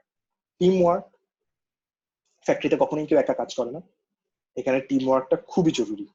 আমরা জানি আমরা প্রচুর কাজ টিমে করি, আমরা বিভিন্ন আমাদের যাবতীয় যত কোর্স ওয়ার্ক আছে, প্র্যাকটিক্যাল গুলো, সেগুলো সব টিম ওয়ার্কেই হয়। কিন্তু ফ্যাক্টরি এবং ভার্সিটি যেসব কোর্স ওয়ার্কের সেশনালের কোর্স ওয়ার্কে যেসব টিম ওয়ার্ক হয়, সেখানে বেশিরভাগ ক্ষেত্রে একজন বা দুইজন কাজ করে। কিন্তু আমরা যখন কোনো একটা ম্যানুফ্যাকচারিং ইন্ডাস্ট্রিতে আসবো বা যে কোনো ইন্ডাস্ট্রিতে কাজ করতে যাবো, সেখানে টিম ওয়ার্ক আসলে একজন দুজনে হয় না। কারণ এখানে আমি যখন একটা ইমপ্রুভমেন্ট রিলেটেড অ্যাক্টিভিটি করতে যাব, সেখানে ইঞ্জিনিয়ারিং এর লোক দরকার হবে, প্রোডাকশনের লোক দরকার হবে, কোয়ালিটি ডিপার্টমেন্টের লোক দরকার হবে, ফাইন্যান্সের লোক দরকার হবে, এবং এদের সবার মধ্যে একটা সিনার্জি তৈরি করে, একটা টিম ওয়ার্ক তৈরি করে আসল কাজটা বের করে নিয়ে আসা, এটাই কিন্তু আসলে একটা কাজ। মানে এটাই মূল কাজ। তো এই টিম ওয়ার্ক করাটা খুব জরুরি। Work the talk. আমি যে এই কাজগুলো বলছি মানুষজনকে করতে, সেগুলো যদি আমি নিজে না করি, তাহলে আসলে ফ্যাক্টরিতে কেউ আমাকে রেসপেক্ট করবে না। আমি যাদের সাথে কাজ করব তাদেরকে দিয়ে আমি কাজটা করাতে পারবো না। সো এই জিনিসটাও কিন্তু খুব ইম্পর্টেন্ট একটা কাজ। স্যাটিসফ্যাকশন অফ ইমপ্লিমেন্টেশন, এটা একটা খুবই গুরুত্বপূর্ণ। এটা একটা আমি বলবো যে ফ্যাক্টরিতে কাজ করার এতগুলো তো আমি কিছু মানে কিছু অ্যাডভার্স সাইড বললাম, যে working in adverse condition, thankless job, লোকজনের সাথে অনেক কথা বলতে হবে, টিম ওয়ার্ক করতে হবে, কিন্তু তাহলে ফ্যাক্টরিতে কাজ করার মজাটা কোথায়? ফ্যাক্টরিতে কাজ করার মজাটা হলো স্যাটিসফ্যাকশন অফ ইমপ্লিমেন্টেশন। আমি একটা জিনিস ইমপ্লিমেন্ট করছি এবং সেই জিনিসটা যখন আমি দেখবো যে হ্যাঁ আমার এই কাজটা একটা সাকসেসফুল একটা ইমপ্লিমেন্টেশন হয়েছে এবং এটা একটা রেজাল্ট দিচ্ছে, এটার যে স্যাটিসফ্যাকশন, এটা আসলে ভাষায় প্রকাশ করা খুব ডিফিকাল্ট। এটা আমরা যারা কাজ করেছি এবং যখন এই জিনিসটা ফেস করেছি তখন বুঝছি যে হ্যাঁ, এবং সেটাই আসলে মোটিভেট করে পরবর্তীতে আরো ভালো কাজ করার জন্য এবং আরো ইমপ্রুভমেন্ট গুলো নিয়ে আসার জন্য। ফ্যাক্টরিজে কাজ করার এটা হলো সবচেয়ে আমি বলবো আমার দেখা, আমি আগেই বলছি যে ব্যাপারটা পুরোটা একটা অভিজ্ঞতা শেয়ারের মতো ব্যাপার হচ্ছে। তো আমার অভিজ্ঞতায় এই স্যাটিসফ্যাকশন অফ ইমপ্লিমেন্টেশনটা আমার ফ্যাক্টরিতে কাজ করার জন্য একটা কি ইম্পর্টেন্ট ফ্যাক্টর। এবং অবশ্যই মানুষজনদের সাথে কাজ করা, পিপল ম্যানেজমেন্ট, লোকজনদের সাথে কথা বলা, অনেক লোকের সাথে পরিচয় হওয়া এবং অনেক ধরনের মানুষের সাথে নিজেকে কাজ করা, সম্পৃক্ত করা। তো এটা ছিল আমার আমার জন্য ফ্যাক্টরিতে কাজ করার একটা কি factor. Mutual respect for people, মানুষজনদেরকে উপরে যখনই আমাকে যখনই সব ফ্লোরে কাজ করতে হবে, রেসপেক্ট একটা খুব গুরুত্বপূর্ণ এলিমেন্ট আমি বলবো। একজন আমাদের কোম্পানির একজন খুব বড় লিডার একবার আমাকে বলছিলেন যে তোমাদের এখানে যে এই নতুন জিনিসটা তুমি ইমপ্লিমেন্ট করতে যাচ্ছ, তোমার মাথায় কি আছে, কিভাবে করবে? তো উনি নিজেই আমাকে সাজেস্ট করছিলেন যে রেসপেক্ট রেসপেক্ট রেসপেক্ট, তুমি যদি পিপলকে রেসপেক্ট দাও তো এই জিনিসটা ইমপ্লিমেন্ট করাটা খুব ইজি হয়ে যায়। So mutual respect for people খুবই ইম্পর্টেন্ট একটা ব্যাপার। ইন্সপায়ার পিপল, আমাদের সাথে যারা কাজ করবে তাদেরকে ইন্সপায়ার করতে হবে। থ্যাঙ্কলেস জব, তারপরেও ইন্সপায়ার করে করে আমাদেরকে কাজগুলো বের করে নিয়ে আসতে হবে। সেটা একটা এটা এটা যে কোনো বড় লিডারেরই খুব ভালো দিক। আমার সৌভাগ্য, আমি খুব ভালো কিছু লিডারদের সাথে কাজ করেছিলাম যারা এই এই জিনিসটা খুব ভালো করতেন এবং আমাকে খুব ভালোভাবে ইন্সপায়ার করেছেন। আমি কতটুকু মানুষজনকে ইন্সপায়ার করতে পারি জানি না, কিন্তু আমাদের কিছু লিডার ছিলেন যারা আসলে খুব এই এই এই ব্যাপারে আমি মানে অনেক কিছু শিখেছি তাদের কাছ থেকে। অবভিয়াসলি আমাদের আইপি গ্রাজুয়েটরাও তাদের মধ্যে আছেন। অ্যাডাপ্টিবিলিটি টু চেঞ্জেস, এটা একটা খুব ইম্পর্টেন্ট ফ্যাক্টর, যে চেঞ্জ অ্যাডাপ্ট করার ক্যাপাসিটি আমাদের কার কতটুকু আছে। আমরা সবাই জানি, আমি আগে গত 10 বছরে যে সমস্ত কোর্স ওয়ার্ক গুলো পড়ে এসেছি, আজকে 10 বছর বলছি, সরি, হ্যাঁ হ্যাঁ 10 বছরই হবে, 10 বছর আগে যেসব কোর্স গুলো পড়ে এসেছি সেগুলোর অনেক কিছুই এখন অনেক চেঞ্জ হয়ে গেছে। ইন্ডাস্ট্রির সিচুয়েশন এভার ইভলভিং, প্রতিনিয়ত চেঞ্জ হচ্ছে। আজকে যে কাজটা অনেক রেলেভেন্ট মনে হচ্ছে, কালকেই সেই কাজটা মনে হচ্ছে এটা একদমই রেলেভেন্ট। এবং এই চেঞ্জের সাথে নিজেকে মানিয়ে নেওয়ার ক্যাপাসিটি থাকাটা ফ্যাক্টরিতে কাজ করার জন্য একটা অপরিহার্য বিষয়। কারণ আমরা যখনই ফ্যাক্টরিতে কাজ করব আমরা দেখবো প্রচুর চেঞ্জ আসবে ফ্যাক্টরিতে, এবং একটা ফ্যাক্টরি এভাবেই রান করে, প্রচুর চেঞ্জ আসে, প্রচুর ডিসিশন চেঞ্জ হয়, এবং এই অ্যাডাপ্টিবিলিটি টু চেঞ্জ এটা খুব গুরুত্বপূর্ণ। এবং এই যে চেঞ্জেস হচ্ছে, এত ডিরেকশন চেঞ্জ হচ্ছে, এটার মধ্যেও কিন্তু আমাদেরকে ফোকাসটা থাকতে হবে রেজাল্ট ওরিয়েন্টেড। রেজাল্ট কি? রেজাল্ট হলো কেপিআই, যেটা আমাদের আইপি ইঞ্জিনিয়ারাই আমাদেরকে ঠিক আমি আগে একটা আসছিলাম যে আইপি এর বিভিন্ন গ্রাজুয়েটরা কেপিআই সেটিং এগুলোতে কাজ করে, সো সেখান থেকে আমরা কিন্তু পেয়ে যেতে পারি। ওকে, সবচেয়ে বোল্ড করে যে কথাটা লেখা সেটা হলো স্ট্রং টেকনিক্যাল নলেজ। এইটা কিন্তু একটা খুবই গুরুত্বপূর্ণ কাজ ফ্যাক্টরিতে কাজ করার জন্য।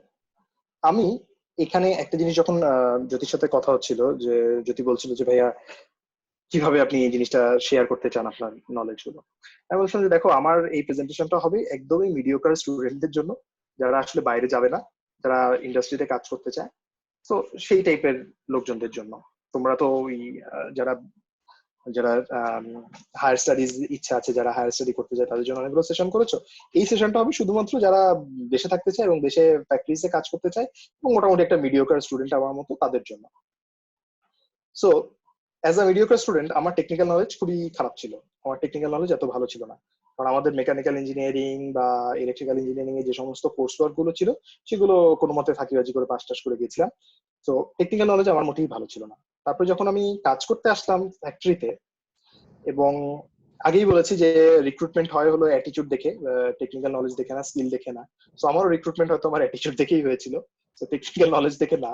কিন্তু যখন কাজ করতে আসলাম টেকনিক্যাল নলেজে, তখন দেখলাম যে আমাকে কম্পিট ঠিক না, মানে আমার কো ওয়ার্কাররা কেমিক্যাল ইঞ্জিনিয়ার, আমার কো ওয়ার্কাররা মেকানিক্যাল ইঞ্জিনিয়ার, তো তাদের যে প্রসেস সম্পর্কে নলেজ, ইউনিট অপারেশন সম্পর্কে যে জ্ঞান, সেটা আমি তার ধারের কাছে নেই।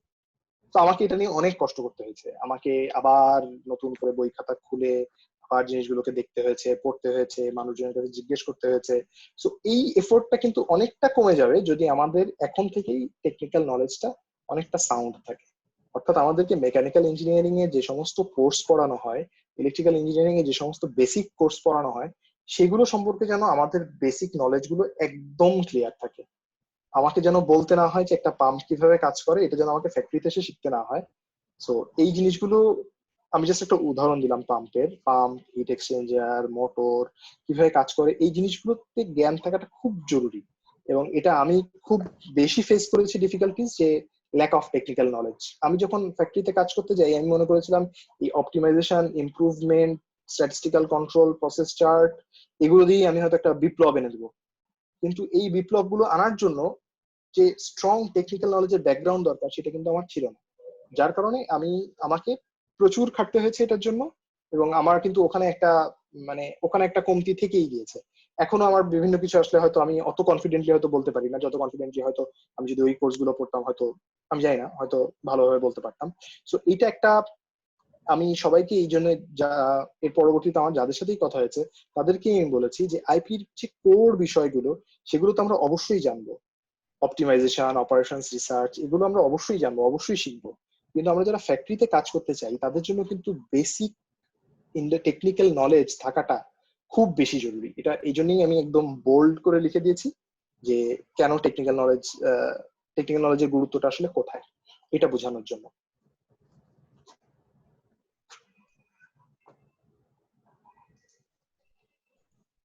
সো আমি একদমই শেষ পর্যায়ে চলে আসছি। আমি আগে বলছি যে আমাদের আজকের সেশনটা ছিল একেবারেই জাস্ট আমার আমার এই ছোট্ট অভিজ্ঞতার আলোকে আমি যে সমস্ত জিনিসগুলোকে মনে করেছি ফ্যাক্টরিজে কাজ করতে গেলে আমাদের জানা উচিত, এবং আমাদের গ্র্যাজুয়েটরা বিভিন্ন ইন্ডাস্ট্রিতে যেসব জায়গায় কাজ করে, তারা কি কি জায়গায় কাজ করে এবং তার সাথে আমাদের কোর্স ওয়ার্কের রেলেভেন্সটা কি, সেটা খুব ব্রিফলি বোঝানোর চেষ্টা করেছি।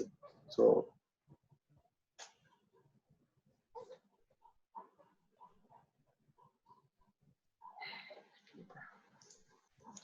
this brings to the end of my slides. So thank you. কারো যদি কোনো কোয়েশ্চেন থাকে, আমি দেখতে পাচ্ছি না, আমি কোয়েশ্চেনটাই সার্চ করছিলাম, আমি অবশ্য কোনো কোয়েশ্চেন দেখতে পাচ্ছি না এই মুহূর্তে। তো কারো কোনো কিছু বলার থাকলে বা ফার্দার কিছু জানার থাকলে আমি অবশ্যই বলতে পারেন। আমি আসলে খুবই প্রথমে যখন কথাগুলো বলছিলাম বেশ ভালোভাবেই বলছিলাম, এবং আমার খুব বেশি কিছু মানে স্পন্টেনিয়াসলি কথাগুলো বলছিলাম, কিন্তু হঠাৎ করে আমি দেখলাম ফয়েজ ভাই জয়েন করেছেন। ফয়েজ ভাই আমার একজন মেন্টর, আমার এক্স বস, এবং এক্স বসের চেয়ে বড় ব্যাপার উনি আমার একজন মেন্টর, গুরুস্থানীয় লোক। তো তাকে হঠাৎ করে যখন দেখলাম যে ফয়েজ আহমেদ ইজ ওয়াচিং, ব্যাপারটা একটু আসলে ভীতিকর ছিল। আচ্ছা, হ্যালো। হ্যালো সাগর ভাইয়া। ওকে জ্যোতি, আমি কিন্তু এন্ডে চলে আসছি। কারো যদি কোনো কোয়েশ্চেন না থাকে আমার মনে হয় আমরা ক্লোজ করতে পারি, বা কারো যদি কিছু জানার থাকে বা ফার্দার কোনো কোয়েরি থাকে আমাকে যে কোনো সময় রিচ আউট করতে পারে। সো আমি তো অ্যাভেলেবেল আছি। ভাইয়া নিয়ামত কিছু একটা নিয়ামত বলতে আলী চাই। খানের একটা কোশ্চেন আছে সম্ভবত। ওকে, রাইট। হ্যালো ভাই, শোনা যাচ্ছে? হ্যাঁ হ্যাঁ। ওকে ভাইয়া, কোশ্চেনটা হচ্ছে যে ধরেন লাইক একটা কোম্পানিতে হয়তো একজনই নিবে প্রোডাকশন ইঞ্জিনিয়ার, এবং সেখানে মেকানিক্যালের একটা স্টুডেন্ট বা কেমিক্যালের একজন স্টুডেন্ট অ্যাপ্লাই করতেছে এবং আইপির একজন স্টুডেন্ট অ্যাপ্লাই করতেছে। সো ওইখানে মানে যেটা হয় যে আমরা ট্রেডিশনালি দেখি যে মানে একটা মানে মিথ আছে বা এটা হয়তো রিয়েলিটি, যে তারা ধরেই নেয় যে মেকানিক্যালের একটা স্টুডেন্টের তার টেকনিক্যাল নলেজ অনেক ভালো হয় মানে ইন্ডাস্ট্রিয়াল ইঞ্জিনিয়ার চাইতে। তো এই জিনিসটা মানে আমাদের মানে স্টুডেন্টরা এটা কিভাবে ওভারকাম করতে পারে, বা এই জিনিসটা তারা কিভাবে এটা ট্যাকেল করতে পারে এই ব্যাপারটা? ভাইয়া, আমি রায়ান বলছিলাম। আমি হিমেলের এই অ্যানসারটা দিতে চাই, ইফ ইউ অ্যালাউ আর কি। Please please please. আচ্ছা, হিমেল, এই কোশ্চেনটা আসলে অনেকের মাঝেই কোশ্চেনটা আছে। তো আমার এটা অনেকের মাঝেই কোশ্চেনটা আসবে, এবং which is a very legit question. এখন এটার অ্যান্সারটা আসলে ইন্টারভিউ এর সময় ক্লিয়ার করে দেওয়া যায়। একটা এক্সাম্পল দেই। আমার ফাইনাল ইন্টারভিউ যখন হয়েছিল ব্রিটিশ আমেরিকান টোবাকোতে, তখন ওখানকার সাপ্লাই চেইনের হেড আমাদেরকে কিছু কোয়েশ্চেন করছিল, বার্নলিস ইকুয়েশন, তারপর হলো বয়লার নিয়ে। তো তখনই উত্তর যারা যারা দিতে পারছে দেখা গেছে তাদের কি মানে সাথে সাথে এজটা তারা তারা পেয়ে গেছে। ওয়ারেজ আমাদেরই হয়তো ডিপার্টমেন্টের কেউ তখন ওই মুহূর্তে উত্তরটা দিতে পারে না। সো তারা তখন একটু পিছায় গেছে। সো অ্যান্সারটা আসলে ভাইয়া অলরেডি দিয়ে দিছে, যে স্ট্রং টেকনিক্যাল নলেজ যেটা আমাদের মেকানিক্যালের পড়ানো হয়, ওই বেসিক গুলো যদি থাকে ইন্টারভিউতে অ্যাটলিস্ট পার করা যায়। এতটুকু আমি বিশেষ করে সাগর ভাই এখানে অ্যাড করতে পারে, ইন্টারভিউ অ্যাটলিস্ট পার করা যায় ওই মেকানিক্যাল নলেজ থেকে। হ্যাঁ, ফার্দার যেটা লাগে ওইটার জন্য আসলে আমাদেরকে অনেক পরিশ্রম করতে হবে, এটা নিয়ে কোনো ডাউট নেই। কারণ সাগর ভাই যেরকম বললেন, আমারও সেম এক্সপিরিয়েন্স, আমার ইএইচএস এর এক্সপিরিয়েন্স আর প্রোডাকশনের এক্সপিরিয়েন্স। ওখানে গিয়ে আমি ইএইচএস আমার হয়তো বা এতটা টেকনিক্যালি পিছনে নিজেকে ফিল করি নাই যতটা প্রোডাকশনে গিয়ে করছি। বাট এগেইন এখানে অনেক পরিশ্রম করতে হয়েছে। Thank you. আচ্ছা, আমি জাস্ট একটু অ্যাড করি রায়ানের সাথে। রায়ান একদম এক্স্যাক্টলি ঠিক একই কথাটাই, এই জন্যই আমি লাস্ট স্লাইডে জিনিসটা বোল্ড করে দিয়েছিলাম যে স্ট্রং টেকনিক্যাল নলেজ। এবং স্ট্রং টেকনিক্যাল নলেজ আমাদেরকে আসলেই যে সমস্ত বেসিক কোর্সগুলো পড়ানো হয় মেকানিক্যাল এবং ইলেকট্রিক্যালের, এগুলো কিন্তু অলমোস্ট কাভার করে যায়। এবং প্রোডাকশন প্রসেসে যেগুলোতে লাগে এবং যেখানে আমাদের ইন্ডাস্ট্রিয়াল ইঞ্জিনিয়াররা কাজ করে, খুব বেশি মানে একদম ডিটেইল লেভেলে কিন্তু আমাদের ওই টেকনিক্যাল নলেজটা লাগে না। সো রায়ান যেটা বললো যে হ্যাঁ, ইন্ডাস্ট্রি লেভেলে পার করে, ইন্টারভিউ লেভেল পার করার জন্য ওই যে কোর্সগুলো থাকে আমাদের মেকানিক্যালের বা ইলেকট্রিক্যালের, সেখানকার বেসিক নলেজ গুলো যদি আমাদের থাকে, আমরা ইন্টারভিউটা পার করে ফেলতে পারবো। এবং ওটার বেসিক নলেজ যদি খুব ভালো থাকে, আমার জব লাইফেও এটা বেশ অনেক দূর এগিয়ে দেবে আমাদেরকে। যেটা কিন্তু হ্যাঁ, রায়ানের সাথে আমি একমত, টেকনিক্যাল নলেজের জন্য আমাদেরকে প্রচুর খাটতে হবে ফ্যাক্টরিতে কাজ করতে গেলে। এবং এটা মাস্ট। আমাদের যদি ফ্যাক্টরিতে কাজ করতে চাই এবং আমাদের টেকনিক্যাল নলেজ না থাকে, তাহলে কিন্তু আমরা আসলে কাজ করতে পারবো না ওখানে ভালোভাবে। So it is a must to have. Okay, Sagar ভাইয়া, নওশাদ ভাইয়ের একটা কোশ্চেন দেখছিলাম চ্যাটের মধ্যে, আপনি যদি একটু ওইটা অ্যান্সার দিতেন, কারণ এই কোশ্চেনটা আমারও আছে। আমি আসলে দেখিনি, আমি একটু দেখে নিই, দাঁড়াও।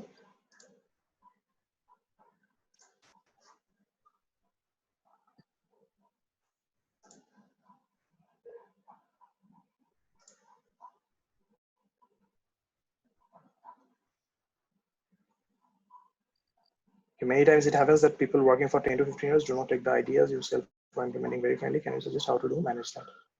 আচ্ছা, এটা একটা খুব ইন্টারেস্টিং কোয়েশ্চেন।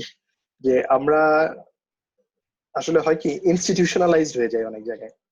সো আমরা কাজ করি 10-15 বছর ধরে, এবং আমরা ইমপ্লিমেন্ট যেটা আইডিয়া নিয়ে যাই, তারা ইমপ্লিমেন্ট করতে চায় না অনেক সময়।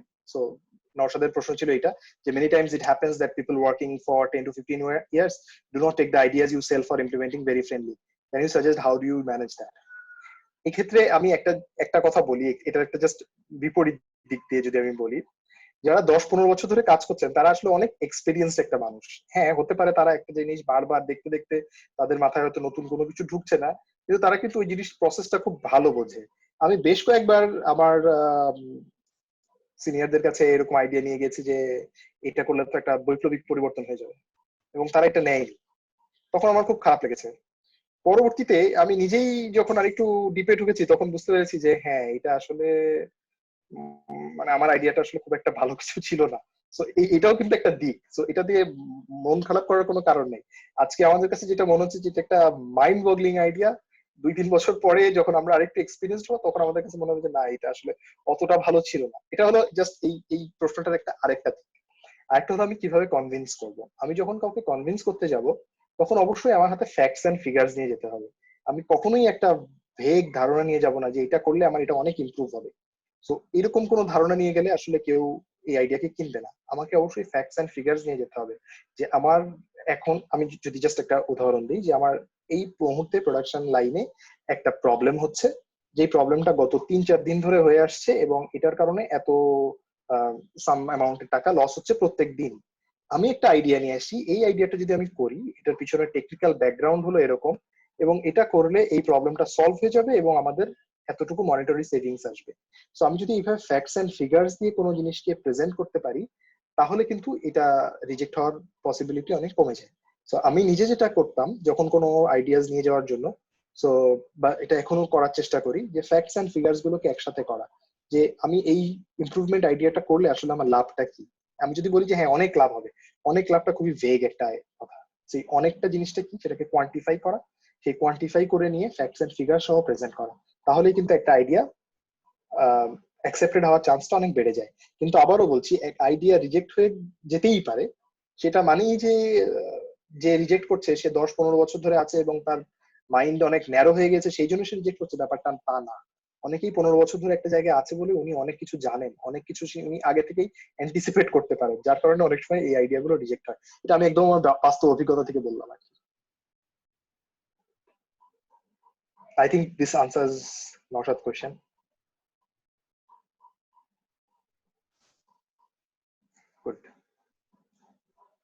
আর কোনো প্রশ্ন না থাকলে আমরা মনে হয় ক্লোজ করতে পারি। আমি আগেই বলেছিলাম যে এই প্রেজেন্টেশনটা এমন কোনো ভাই ইসমাইল ভাইয়ের একটা প্রশ্ন আছে। কোনটা? ওকে, ইসমাইল একটা প্রশ্ন আছে, right. How to convince top management to release fund for improvement though they are convinced about benefits from it?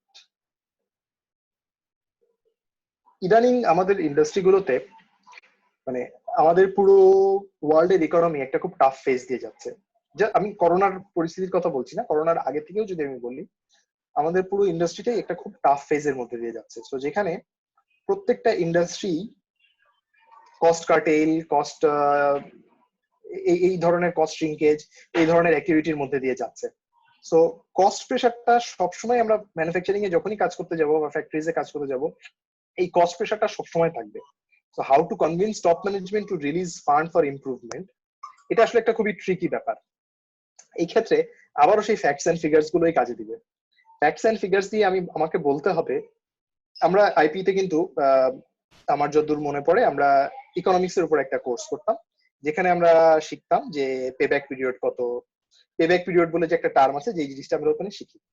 So এই জিনিসটাও কিন্তু টপ ম্যানেজমেন্টকে কনভিন্স করার জন্য এই ফাইন্যান্সিয়াল টার্মিনোলজি গুলো জানাটাও খুব জরুরি। যে আমি যখন কোনো একটা ম্যানেজমেন্টকে বোঝাবো যে আমি আজকে এত টাকা ইনভেস্ট করলে আমার পেব্যাক, আমার ইমপ্রুভমেন্ট হবে এত টাকার, এবং এটার পেব্যাক পিরিয়ড হলো এত, নেট পজিটিভ ক্যাপিটালে এরকম ইম্প্যাক্ট হবে, আমার নেটওয়ার্কিং ক্যাপিটালের ইমপ্রুভমেন্ট এরকম হবে। সো এই টার্মিনোলজি গুলো দিয়েই কিন্তু টপ ম্যানেজমেন্টকে কনভিন্স করতে হবে যে আসলে আবার লাভটা কোথায় আসবে। সো লাভটা আসবে হলো যে আমি এখান থেকে ইসমাইলের যে প্রশ্নটা স্পেসিফিক্যালি যে ফান্ডিং এ কিভাবে ইমপ্রুভ করা যায়, ফান্ডিং এর ইমপ্রুভমেন্টটা ফ্যাক্টস এন্ড ফিগার্স দিয়েই আমাদেরকে করতে হবে। যে আমি যদি আজকে এত টাকা ইনভেস্ট করি, সো আগামী 1 বছরের মধ্যে আমার টাকাটা উঠে আসবে, পাশাপাশি এই প্রবলেমটাও সলভ হবে। সো এই কনসেপ্ট গুলো দিয়েই আমাদেরকে কনভিন্স করতে হবে। আমার মনে হয় ইসমাইলের কোশ্চেনের আমার কাছ থেকে আনসার এটাই, যদি আর কেউ অ্যাড করতে চায় কিছু। জ্যোতি ভাই একটা রিকোয়েস্ট করছে, আপনার কাছ থেকে গান শুনতে চাচ্ছে। আমার মনে হয় এই রিকোয়েস্টটা সম্পূর্ণরূপে অপ্রাসঙ্গিক একটা রিকোয়েস্ট, যে আগে থেকেই আমাকে এটা বলে আসছে। তো এই রাত 12টা মোটেই গান শোনার জন্য কোনো উপযুক্ত সময় না। আমার মনে হয় যখন আমাদের এই পরিস্থিতি, এই করোনা পরিস্থিতি বের হয়ে আসবে, আমরা ডিপার্টমেন্টে ডেফিনেটলি কোনো একটা অনুষ্ঠান করবো, আমরা গেট টুগেদার করবো, তখন গান বাজনা করা যেতেই পারে। আমরা কি 2টা লাইন শুনতে পারি ভাই? আরে না, এটা একটা কোনো কথা নাকি এটা প্রেজেন্টেশনে? যাই হোক, প্রেজেন্টেশন নিয়ে আমি একটা কথা আগে শেষ করার আগে বলি। আমি শুরুতেই বলেছিলাম যে এটা এমন কোনো জীবন পরিবর্তন করে দেওয়ার মতো কোনো সেশন হবে না। আমি শুধুমাত্র চেষ্টা করেছি আমার এই ক্যারিয়ারে আমি যে প্রবলেম গুলো ফেস করেছি সেগুলো তুলে ধরার, এবং আমি যা দেখেছি আইপি ইঞ্জিনিয়াররা ইন্ডাস্ট্রিতে যেভাবে কাজ করে এবং যেখানে খুব চমৎকার চমৎকার কাজ হয়, সেই জিনিসগুলোকে ফুটিয়ে তোলা। সো দ্যাট ওয়াজ দাদা মাই আমার কোশ্চেন আছে দাদা। বলো। আচ্ছা, আমি একটা জাস্ট কিছু সিলি কোশ্চেন করি। সেটা হচ্ছে মানে জাস্ট আপনি যখন প্রথম মানে জব চয়েস, যেমন প্রথমে আপনি নেসলেতেই ঢুকছেন, সো নেসলেতে মানে এটা তো ম্যানুফ্যাকচারিং ইন্ডাস্ট্রি, আপনি মানে পুরো প্রেজেন্টেশনটাই দিলেন যে ম্যানুফ্যাকচারিং ইন্ডাস্ট্রিতে আসলে আইপি ইঞ্জিনিয়াররা কি করে বা কোথায় কোথায় কাজ করে, সবই ঠিক আছে। বাট আপনার একদম ক্যারিয়ারের শুরুতে মানে আপনি কেন ম্যানুফ্যাকচারিংটাকেই চুজ করলেন? Why not supply chain? আমি যদি একদম সত্যি করে কথা বলতে চাই, মানে to tell you the truth, আমি এরকম কোনো ডিসিশন নিয়ে আসি। একটা চাকরির অফার ছিল, আমি ইন্টারভিউ দিয়েছি এবং তারপরে আমি কাজ করেছি এবং সামহাও আমি সিলেক্টেড হই এবং তারপরে আমি জয়েন করি। আমার মাথার মধ্যে এমন কোনো কিছু ছিল না যে আমাকে সাপ্লাই চেইনে কাজ করতে হবে বা আমি ম্যানুফ্যাকচারিং এ কাজ করব না। হ্যাঁ, I was quite open to anything. আমার আরএমজি তে কাজ করতে কোনো বাধা ছিল না, আমার ম্যানুফ্যাকচারিং এ কাজ করতে কোনো বাধা ছিল না। আমার এক্ষেত্রে একটা জিনিস মানে আমার একটা কথা খুব মাথায় ছিল। আমাদের নিখিল স্যার একটা কথা বলতেন যে at the end of the day you are engineer. এই জিনিসটা আমি বিশ্বাস করি, এখনো মনে প্রাণে বিশ্বাস করি যে at the end of the day I am an engineer. So manufacturing এ কাজ করার এটা একটা কারণ। কিন্তু ওই যে আগেই বললাম যে কোনো কিছু ভেবে চিন্তে আসলে ওই সিদ্ধান্তটা নেওয়া হয়নি। জব অফার ছিল, আমি অ্যাপ্লাই করি, চাকরি হয়ে যায় এবং আমাদের রেজাল্ট দেয় 23 তারিখে এবং আমি 1 তারিখে জয়েন করি, 1 মার্চ। সো আমার আসলে ওই চিন্তা ভাবনা করার সময়ই আমি পাইনি যে না আমি কি ফ্যাক্টরিতে জয়েন করবো, ফ্যাক্টরিতে তো এই সমস্যাগুলো আছে, এগুলো আসলে এই যে যেই চ্যালেঞ্জেস বা ফ্যাক্টরস অফ ফ্যাক্টরিজ আমি দেখলাম, আমি দেখিয়েছি আমার স্লাইডে, সেগুলো সবই আমার অভিজ্ঞতার আলোকে করা। এগুলো আমি কখনোই চাকরিতে জয়েন করার আগে জানতামও না, এবং কখনো চিন্তাও করিনি যে হয়তো ম্যানুফ্যাকচারিং ইন্ডাস্ট্রিতে কাজ করলে এগুলো হবে, সাপ্লাই চেনে কাজ করলে হয়তো এটা হবে। আমি খুবই ওপেন ছিলাম যে কোনো জায়গায় কাজ করার জন্য। আর কি এখন কোশ্চেন আছে রিপন? লাস্ট হচ্ছে সাপোজ আপনাকে এখন আমরা 2011 সালে ফেরত নিয়ে গেলাম, এখন যদি আপনাকে বলা হয় যে হ্যাঁ ঠিক আছে সাপ্লাই চেন না ম্যানুফ্যাকচারিং, তখন আপনি অ্যানসার কি দিবেন, যে কোন জবে? আপনার কাছে সাপোজ দুইটা জব আছে, আপনি কোনটা চুজ করবেন? আমি এখন তো অবশ্যই ম্যানুফ্যাকচারিং চুজ করবো, কারণ আমি আগেই বলেছি যে ম্যানুফ্যাকচারিং এ চুজ করার কারণ হলো যে ম্যানুফ্যাকচারিং কাজ করে এই কাজটা করতে আমার ভালো লাগে। কাজটা করার ভালো লাগার পিছনের কারণ কি? পিছনের কারণ হলো আমি যখন একটা আইডিয়া দিচ্ছি, আমার একটা কাজ ইমপ্লিমেন্ট করা হচ্ছে, আমি একটা নতুন জিনিস ডিজাইন করছি, সেই ডিজাইনটা লাইনে ইমপ্লিমেন্ট করা হচ্ছে, বা আমি একটা প্রোডাক্ট ডিজাইন করছি, সেই প্রোডাক্টটা মার্কেটে যাচ্ছে, বা আমি একটা প্রসেস ডেভেলপ করছি, সেই প্রসেসটা হয়তো আগামী আরো 5-7 বছর কেউ কাজ করবে। তো এইটা দেখার মধ্যে যে স্যাটিসফ্যাকশন, এইটা আমাকে খুব মুভ করে। এবং ডিরেক্ট শপ ফ্লোরে কাজ করার যে একটা আত্মতৃপ্তি বলবো আমি, যে প্রচুর মানুষের সাথে কাজ করা এবং প্রচুর মানুষের সাথে তাদের রেসপেক্ট পাওয়া, তাদের ভালোবাসা পাওয়া, তাদের সাথে কাজ করা, তাদের সাথে ইমপ্রুভ করা এবং মানুষজনকে জানা, মানুষজনকে শেখা, এটা আমাকে খুব মুভ করে। এই জন্য আমি ম্যানুফ্যাকচারিং এ চুজ করবো। এখন আমি সাপ্লাই চেনে ডিরেক্টলি কখনো কাজ করিনি, যারা সাপ্লাই চেনে কাজ করেছে তারা বলতে পারবে যে ওখানেও নিশ্চয়ই এরকম পজিটিভ কিছু ভাইব আছে যার জন্য এত মানুষ সাপ্লাই চেনে কাজ করছে। আমি কোনোটাকে ডিমিন করে দেখছি না। আমাকে যদি চয়েস দেওয়া হয় আমি অবভিয়াসলি ম্যানুফ্যাকচারিং চুজ করবো।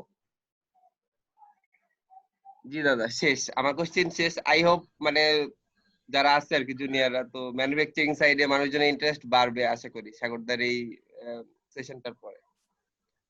That is. আমি ম্যানুফ্যাকচারিং এর সবার আগ্রহ বাড়বে কিনা, অনেকদিন আগে বুয়েটে একটা সেশন হয়েছিল আইপিডি অর্গানাইজ করা, সেখানে আমি একটা কথা বলেছিলাম এই নিখিল স্যারের এই কথাটাই, যে at the end of the day we are engineers. আমরা যদি ম্যানুফ্যাকচারিং এ কাজ করতে চাই আমাদেরকে ইঞ্জিনিয়ার হয়েই আসতে হবে, এবং ইঞ্জিনিয়ার হয়ে আসতে গেলে ওই যে সেই স্ট্রং টেকনিক্যাল নলেজ সেটা থাকাটা খুব জরুরি। শুধুমাত্র লাইন ব্যালেন্সিং, অপটিমাইজেশন এগুলো দিয়ে ইন্ডাস্ট্রিতে কাজ করা যাবে না। তো কেউ যদি ইন্ডাস্ট্রিতে কাজ করতে আসলেই আগ্রহী হয় অবশ্যই এই টেকনিক্যাল নলেজটা নিয়ে আসতে হবে, আসলে অনেক সুবিধা। আচ্ছা ভাইয়া, তো এই প্রসঙ্গে আরেকটা কথা একটু মানে অ্যাড করতে চাই, যে মানে আমাদের ধরেন যে বিশেষ করে আমরা এটা দেখি যে মানে স্ট্রং টেকনিক্যাল নলেজের ব্যাপারটা যদি চলে আসে, মানে বিশেষ করে যে স্টুডেন্ট গুলা একটু পিছনের দিকে আছে, মানে এদের তো মানে টেকনিক্যাল নলেজটা অপেক্ষাকৃত কম হওয়ার কথা, মানে যদি আমি থিওরিটিক্যাল হিসাব করি, তো তাহলে কি আসলে এরা মানে একটা ডিসঅ্যাডভান্টেজে থাকে, বা এরকম কোনো আছে কিনা? প্রথমত রেজাল্ট খারাপ হলেই যে সে খারাপ ইঞ্জিনিয়ার হয় ব্যাপারটা মোটেই এরকম না। আমি এটা একদম স্ট্রংলি ডিসএগ্রি করি। আমার দেখা বেশ কয়েকজন, লাইক ধরেন যে, আচ্ছা আমি বুঝতে পেরেছি তোমার প্রশ্নটা, আমি তোমার প্রশ্নটা বুঝতে পেরেছি। স্ট্রং টেকনিক্যাল নলেজ বলতে কি, মানে একটা খুব ভালো ইঞ্জিনিয়ারের বৈশিষ্ট্য হলো যে জিনিসগুলোকে জানা, তার রেজাল্ট যেরকমই হোক না কেন। তো আমরা যেহেতু একটা ইঞ্জিনিয়ার, তো মেশিন পত্র সম্পর্কে আমাদের একটা জ্ঞান থাকতে হবে, otherwise we are not engineers. তো আমাদের, হ্যাঁ, সো রেজাল্ট খারাপ কি ভালো সেটার সাথে আসলে এই নলেজটা ডিপেন্ড করে না। আমি নিজেও খুব একটা মানে রেজাল্টের দিক থেকে আমিও খুব একটা সামনের সারির স্টুডেন্ট না, তো আমার রেজাল্টও খুব একটা আহামরি কিছু না। এবং এই টেকনিক্যাল নলেজ যে আমারও খুব বেশি ছিল তাও না, আমাকে পরে গিয়ে খাটতে হয়েছে অনেক। কিন্তু আমি এরকম বেশ কয়েকটা ইঞ্জিনিয়ার দেখেছি, বেশ কতজনের সাথে আমার ইন্টারাকশনের সৌভাগ্য হয়েছে যাদের রেজাল্ট আসলেই ভালো না, কিন্তু তাদের মতো চমৎকার সাউন্ড টেকনিক্যাল নলেজ এবং এত চমৎকার ইঞ্জিনিয়ার আমি খুব কম দেখেছি। আমার সাথে একজন কাজ করতেন মেকানিক্যালের, তো ওর রেজাল্টও আমার মতোই, কিন্তু ও অসাধারণ ইঞ্জিনিয়ার হিসেবে। তো আসলে আমার ধারণা এই জায়গাটা ব্যাপারটা আসলে এরকম মানে লিনিয়ারলি কোরিলেট করা যাবে না। আমাদেরকে বেসিক টেকনিক্যাল নলেজ থাকতেই হবে যেহেতু আমরা ইঞ্জিনিয়ার।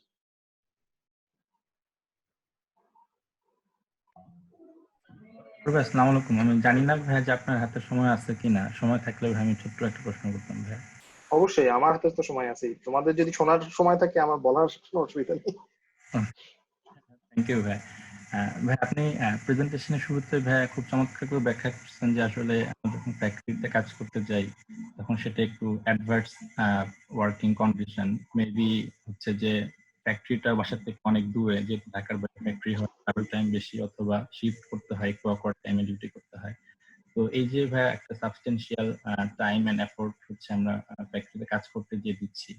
তো ভাই এটার পেছনে যদি আমরা একটু মোটিভেশন চিন্তা করি বা বিভিন্ন ভাবে যদি বলি যে রিটার্ন অন ইনভেস্টমেন্ট, তো এই যে ভাই আমি গ্রাউন্ড লেভেলে কাজ করছি, সফটওয়্যারে কাজ করছি, মেশিন নিয়ে একদম রুট লেভেলে কাজ করছি, তো পরবর্তীতে ক্যারিয়ারের ক্ষেত্রে মানে এটার কি একটা লং টার্ম মানে হচ্ছে যে আউটকাম থাকতে পারে কিনা, বা এই এফোর্টটুকু বা এই ইনভেস্টমেন্টটুকু পরবর্তী ক্যারিয়ারের জন্য কতটুকু বেনিফিশিয়াল হতে পারে?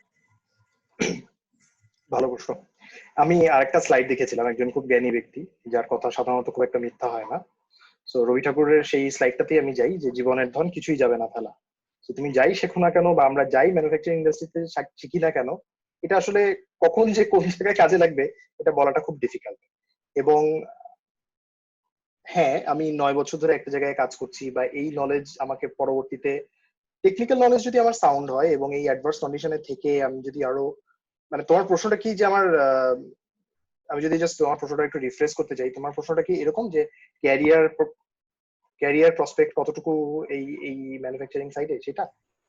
বা ক্যারিয়ার প্রসপেক্ট ঠিক না, মানে এইটা হচ্ছে যে যখন আমি ক্যারিয়ারটা চুজ করতেছি ভাইয়া, যেমন এটা হচ্ছে যে খুব এফোর্ট দিতে হচ্ছে আমাকে ফিজিক্যালি এন্ড মেন্টালি, বা আরেকজন ফ্রেন্ড হয়তো সে জয়েন করতেছে সাপ্লাই চেইনে, সে হয়তো এসি অফিসে বসে আরামে জব করতেছে, তো এই যে ভাই আমার এডিশনাল এফোর্ট দেওয়া লাগতেছে, এটা লং টার্ম বেনিফিটটা কি হতে পারে ভাই? রিটার্ন অন দিস এটা ইনভেস্টমেন্ট। হ্যাঁ, আলটিমেটলি তুমি ক্যারিয়ার প্রসপেক্টের কথাই বলছো। সো লং টার্ম আমরা কাজ করি কেন, আমরা চাকরি করি কেন, আমরা যারা জব করছি, জব করার মোটিভেশন কি? জব করার একটা মোটিভেশন হলো আমার কাজের স্বীকৃতি পাওয়া এবং অবভিয়াসলি আমার রেমুনারেশন এবং আমার ক্যারিয়ার প্রসপেক্ট কিরকম, আমার রেসপন্সিবিলিটি কিভাবে চেঞ্জ হচ্ছে সেটা। সো আমি যদি একটা ভালো এফোর্ট দিই এবং ভালো কাজ করি, তো আমাকে যখন একটা রেমুনারেশন দেওয়া হয়, আমাকে যখন একটা অ্যাপ্রিসিয়েট করা হয় একটা কাজের এবং একটা রিকগনাইজ করা হয় এই ভালো কাজের জন্য, এই মেন্টাল স্যাটিসফ্যাকশনটা একটা বড় পাওয়া, এটা হলো একটা সম্পূর্ণ ইনটেনজিবল পাওয়া। আর তুমি যদি ট্যানজিবল অ্যাসপেক্ট চিন্তা করো যে হ্যাঁ আমার টেকনিক্যাল সাইডে কাজ করে আমি কতটুকু বেনিফিট হচ্ছি রেমুনারেশনের দিক থেকে, আমি বলবো রেমুনারেশনের দিক যদি চিন্তা করতে হয় তাহলে আসলে ফ্যাক্টরিতে মানে এমন না যে ফ্যাক্টরিতে কাজ করলে রেমুনারেশন বেটার হয় সাপ্লাই চেইনে, ব্যাপারটা মোটেই এরকম না। তাহলে আমরা ফ্যাক্টরি কেন চুজ করবো? ফ্যাক্টরি চুজ করার পিছনে কারণ হলো যে আমি যেটা বললাম যে তবে হ্যাঁ একটা জিনিস আমি বলতে পারি, ফ্যাক্টরিতে কিন্তু টপ ম্যানেজমেন্ট লেভেলে এখন আইটি ইঞ্জিনিয়াররা, মানে বেশ কয়েকটা ইন্ডাস্ট্রির একদম ফ্যাক্টরির টপ মোস্ট লেভেলে কিন্তু আইটি ইঞ্জিনিয়াররা আছে। তো যেটা কিন্তু একটা খুবই ভালো দিক। তো তারা এতদিন ধরে এই সময়টা ফ্যাক্টরিকে দিয়েছেন, এতদিন সময় ধরে এই টেকনিক্যাল সাইডে তাদের ক্যারিয়ারটাকে গ্রো করার কারণেই কিন্তু এই ম্যানুফ্যাকচারিং সাইডে এখন একদম টপ ম্যানেজমেন্টে আমরা আইটি ইঞ্জিনিয়ারদের দেখতে পাচ্ছি। সাপ্লাই চেনেও আছে কিন্তু সাপ্লাই চেনে তুলনামূলকভাবে কম, একদম টপ মোস্ট পজিশন যদি আমি বলি। ওয়ারাজ ম্যানুফ্যাকচারিং ইন্ডাস্ট্রিজ এর একদম টপ মোস্ট পজিশনে বেশ কয়েকজন আইটি গ্র্যাজুয়েটদেরকে, আমাদের সিনিয়র বড় ভাইদেরকে আমি দেখতে পাচ্ছি। সো এক্সেল করার কথা যদি বলো, আমি আমি তো দেখতে পাচ্ছি ম্যানুফ্যাকচারিং এই এক্সেল করার পসিবিলিটিটা বেশি। থ্যাঙ্কস ভাইয়া, আই থিংক আমি মানে আপনার এবং উত্তরটা পাইছি আর কি ভাই, থ্যাংক ইউ। এবং আরেকটা জিনিস, ক্যারিয়ার প্রসপেক্ট বা অন্যান্য ইন্ডাস্ট্রি নিয়ে আমার জ্ঞান খুবই কম, কারণ আমি সারা জীবনে একটা চাকরি করেছি এখন পর্যন্ত। সো আমি জাস্ট যতদূর দেখেছি তাই বললাম। শাহুল ভাই, I think yes. Mehedi 06 batch থেকে বলছি। সরি, আমি আপনাদের প্রেজেন্টেশন মিস করছি আর কি। কোনো সমস্যা নেই, আমি বারবার একটা কথাই বলছি, এটা জীবনকে পাল্টে দেওয়ার মতো এমন কোনো প্রেজেন্টেশন না, খুব গুরুত্বপূর্ণ কিছু না। আপনার কাছে একটা কুইক কোশ্চেন আর কি, আপনি পেব্যাক পিরিয়ডের কথা বললেন, আপনাদের ইন্ডাস্ট্রি স্ট্যান্ডার্ড কি আর কি পেব্যাক পিরিয়ডের? Like what do you target as a payback period? এটা না আসলে খুবই কি বলবো, এটা আসলে খুবই মানে এটা ডিপেন্ড করে সবকিছুর উপরে, মানে এটা একটা খুবই জনপ্রিয় আনসার যেটা ইট ডিপেন্ডস। সো এটা আসলে ডিপেন্ড করে যে প্রজেক্টের সাইজটা কত বড়, এটা কি কোনো মেজর প্রজেক্ট নাকি এটা খুবই কম প্রজেক্ট। তবে নর্মাল ইন্ডাস্ট্রি স্ট্যান্ডার্ড আমি একদম আমার কোম্পানি লেভেলে আমি বলছি না, আমি যদি একদম মার্কেট লেভেলে চিন্তা করি, বিভিন্ন জায়গায় কথা বলে শুনে যা বুঝেছি, পেব্যাক পিরিয়ড নিয়ে মাল্টিন্যাশনাল গুলো ছাড়া খুব কম কোম্পানি ওয়ারিড, একদম আমার বাস্তব অভিজ্ঞতা যা বলে। তো আমি যদি কোনো একদম লোকাল কংগ্লোমারেট দের কথা চিন্তা করি, পেব্যাক পিরিয়ড নিয়ে খুব বেশি বদার হতে আমি দেখিনি। বেশ কয়েকটা কোম্পানি দেখেছি তারা একদম ধুমধাম ইনভেস্টমেন্ট দরকার, ইনভেস্টমেন্ট করে ফেলে, পেব্যাকের ধার ধারে না। মার্কেটে একটা প্রোডাক্ট দরকার কালকে, আজকে আমার ইনভেস্ট করতে হবে, ওকে ফাইন আমরা ইনভেস্ট করব। আর যদি আমি মাল্টিন্যাশনাল কোম্পানি বা এইসব এগুলোতে তারা অনেক ধীরে সুস্থে ইনভেস্টমেন্টে যায়। সো ইন্ডাস্ট্রি প্র্যাকটিস যদি আমি বলি, payback period not more than 3 years.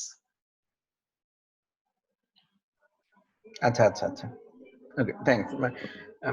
আমি দুই ধরনের স্ট্যান্ডার্ড দেখছি আর কি, আপনি যেটা বললেন নর্মাল ওইরকম একটা, আর একটা হচ্ছে যে খুবই ছোট ছোট চেঞ্জ আর কি, স্মল কাইজেনের উপর ফোকাস আর কি, very low investment, so that they don't have to worry about the payback period at all.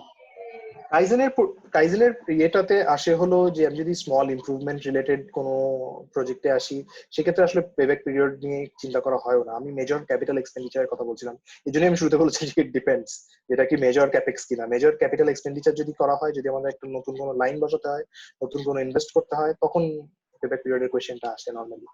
বড় ছোটখাটো ইনভেস্টমেন্টের জন্য পেব্যাক পিরিয়ড কেউই ক্যালকুলেট করে না, সেখানে আইআরআর ক্যালকুলেশনটা আরো বেশি রেলেভেন্ট হয়ে যায়। So IRR, NPV, payback period, so এটা নিয়ে আমরা ডিটেইলসে গেলে আরো অনেক কথা বলা যায়। সো আমি ডিটেইলসে যাব।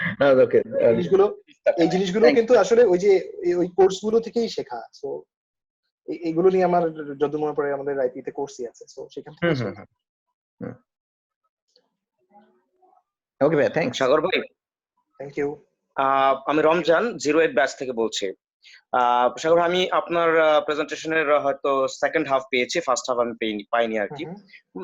তো আমি যতটুকু পেয়েছি এর মধ্যে থেকে আমি দুইটা কোশ্চেন অ্যাকচুয়ালি করতে যাচ্ছি। সেটা হচ্ছে আপনি টেকনিক্যাল স্কিলের কথা বললেন তো, আমিও আসলে ম্যানুফ্যাকচারিং সাইডে প্রায় 3 বছরের মতো ছিলাম।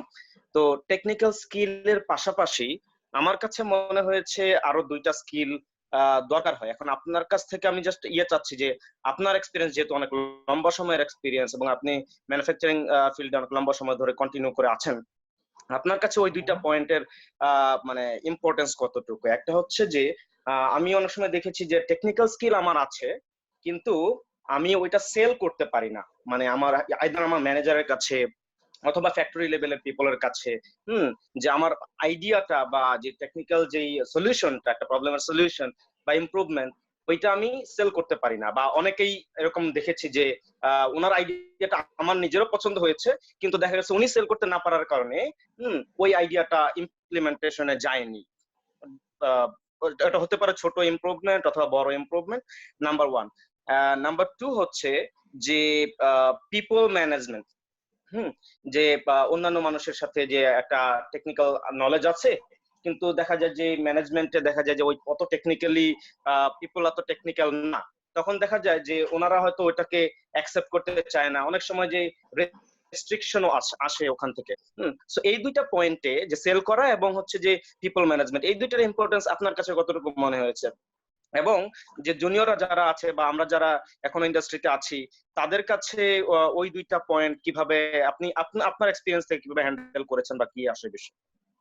ওকে, প্রথম পয়েন্টে যদি আসি, আইডিয়া সেল করার বিষয়, এটা নিয়ে বন্ধু ইসমাইল একটা প্রশ্ন করেছিল। সো সেখান থেকে কিন্তু আমি একটা উত্তর দিয়েছিলাম যে কোনো আইডিয়া সেল করার জন্য যেটা দরকার সেটা হলো ফ্যাক্টস এন্ড ফিগার সহ প্রেজেন্ট করা। একটা জিনিস আমি জানি না সবাই আমার সাথে একমত হবে কিনা, একটা জিনিস আমরা খুব বলি যে আমাদেরকে প্রচুর আউটস্পোকেন হতে হবে, আমাদের প্রেজেন্টেশন স্কিল মার্ভেলাস হতে হবে, এবং আমাদেরকে খুব ভালো করে প্রেজেন্টেশন জানতে হবে, এবং একটা জিনিসকে কিভাবে প্রেজেন্ট করতে হয় এটা নিয়ে আমাদের কোর্সও আছে এবং আমরা এটাকে অনেক গুরুত্ব দিই। ব্যাপারটা না, মানে আমি যতদূর দেখেছি প্রেজেন্টেশন স্কিল একটা গুরুত্বপূর্ণ ফ্যাক্ট, এটা অস্বীকার করার কোনো উপায় নেই, কিন্তু শুধু প্রেজেন্টেশন দিয়ে না হয় না।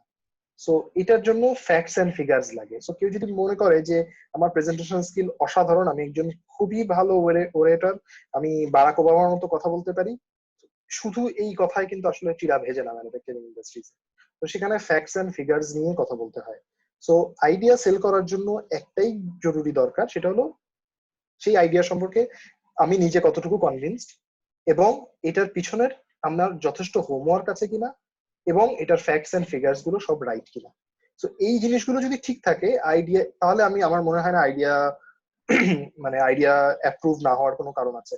ম্যাক্সিমাম আইডিয়া যেগুলো অ্যাপ্রুভড হয় না, আমার আমার এই ছোট ক্যারিয়ারে যতটুকু দেখা, সেগুলো হলো ম্যাক্সিমাম হলো এগুলোর সাথে কোনো ফ্যাক্টস এন্ড ফিগার্স থাকে না, এবং এগুলো খুবই ভেগ একটা আইডিয়া থাকে, অসাধারণ প্রেজেন্টেশন থাকে কিন্তু ভিতরে আসলে কিছু থাকে না, এবং আইডিয়াটা ফিজিবল হয় না অনেক সময়। হয়তো চমৎকার আইডিয়া কিন্তু এই মুহূর্তে এটা ফিজিবল না। তো ওই জিনিসটা আমি একটা কথা বলছিলাম যে নওশাদ, সরি প্রশ্নটা মনে হয় ইসমাইল না নওশাদ করেছিল, যাই হোক, নওশাদ বলেছিল যে 10-15 বছর ধরে একজন আছে, তারা আইডিয়াটা নিতে চাচ্ছে না। 10-15 বছর ধরে কেউ যখন একটা পজিশনে থাকে তখন তার এক্সপিরিয়েন্সটাও আসলে ম্যাটার করে। তো উনি যখন একটা জিনিস রিজেক্ট করছে, ডেফিনেটলি তার পিছনে কিছু কারণও থাকে, এরকমও আমি দেখেছি অনেক। তো শুধু যে একদম জাস্ট একজন প্রেজেন্ট করতে পারলো না বলেই আইডিয়াটা রিজেক্ট হয়েছে গেল, ব্যাপারটা এরকম না। সো সবসময় এরকম হয় না। দেন হলো পিপল ম্যানেজমেন্ট। পিপল ম্যানেজমেন্ট অবশ্যই একটা খুব গুরুত্বপূর্ণ জিনিস। আমার লাস্ট স্লাইডেও পিপল ম্যানেজমেন্ট কথাটা ছিল, দুইবার ছিল। সো দুইবার ছিল অবশ্য মিস্টেকের কারণে, গুরুত্বের জন্য না। সো পিপল ম্যানেজমেন্ট আসলে খুব গুরুত্বপূর্ণ একটা ব্যাপার। যে আমরা যখনই শপ ফ্লোরে কাজ করতে যাব, আমি এই কথাটা তখনও বলছিলাম যে একজন আইপি ইঞ্জিনিয়ার বা একজন ইঞ্জিনিয়ার কিন্তু গিয়ে মেশিন চালায় না, সে নিজে গিয়ে একটা জিনিস মানে নিজের হাতে একটা কিছু করে না। তো তাকে সেই জিনিসটা আমাদের যারা শপ ফ্লোরে লোকজন থাকে বা আমাদের যারা কাজ করছে একদম ফিল্ডে, তাদেরকে দিয়ে কাজটাকে করিয়ে নিতে হয়। তো সেই ক্ষেত্রে পিপল ম্যানেজমেন্ট স্কিলটা আসলেই খুবই গুরুত্বপূর্ণ। এবং আমি তখনও ওই স্লাইডের সময়ও বলছিলাম যে যদিও আমরা ছোটখাটো একটা এইচআর ম্যানেজমেন্টের উপর একটা কোর্স করি, কিন্তু এই জিনিসটা আসলে ফ্যাক্টরিতে এসে ম্যানুফ্যাকচারিং ইন্ডাস্ট্রিতে কাজ করে তারপরেই শেখা যায়। কারো কারোর মধ্যে ইনস্টিংক্ট একটা ব্যাপার থাকেই, যে তারা মানুষজন পিপল হ্যান্ডলিং এ খুব দক্ষ থাকে, কিন্তু কিছু কিছু মানুষজন থাকে যারা খুবই ইন্ট্রোভার্ট। আমার মতো, আমি খুবই ইন্ট্রোভার্ট একটা মানুষ। এবং কিন্তু ওই যে কাজ করতে করতে মানুষজনের সাথে কথা বলতে বলতে, মানুষজনের সাথে কথা বলে, এটা এটা আসলে এটা এটা শেখার কোনো, এটা কোথাও শেখানো হয় না, এটা এটা নিজে নিজেই শিখে নিতে হয়। এবং এটা এটা এটা আসলে খুব ইম্পর্টেন্ট একটা ফ্যাক্ট ম্যানুফ্যাকচারিং ইন্ডাস্ট্রিতে কাজ করার জন্য।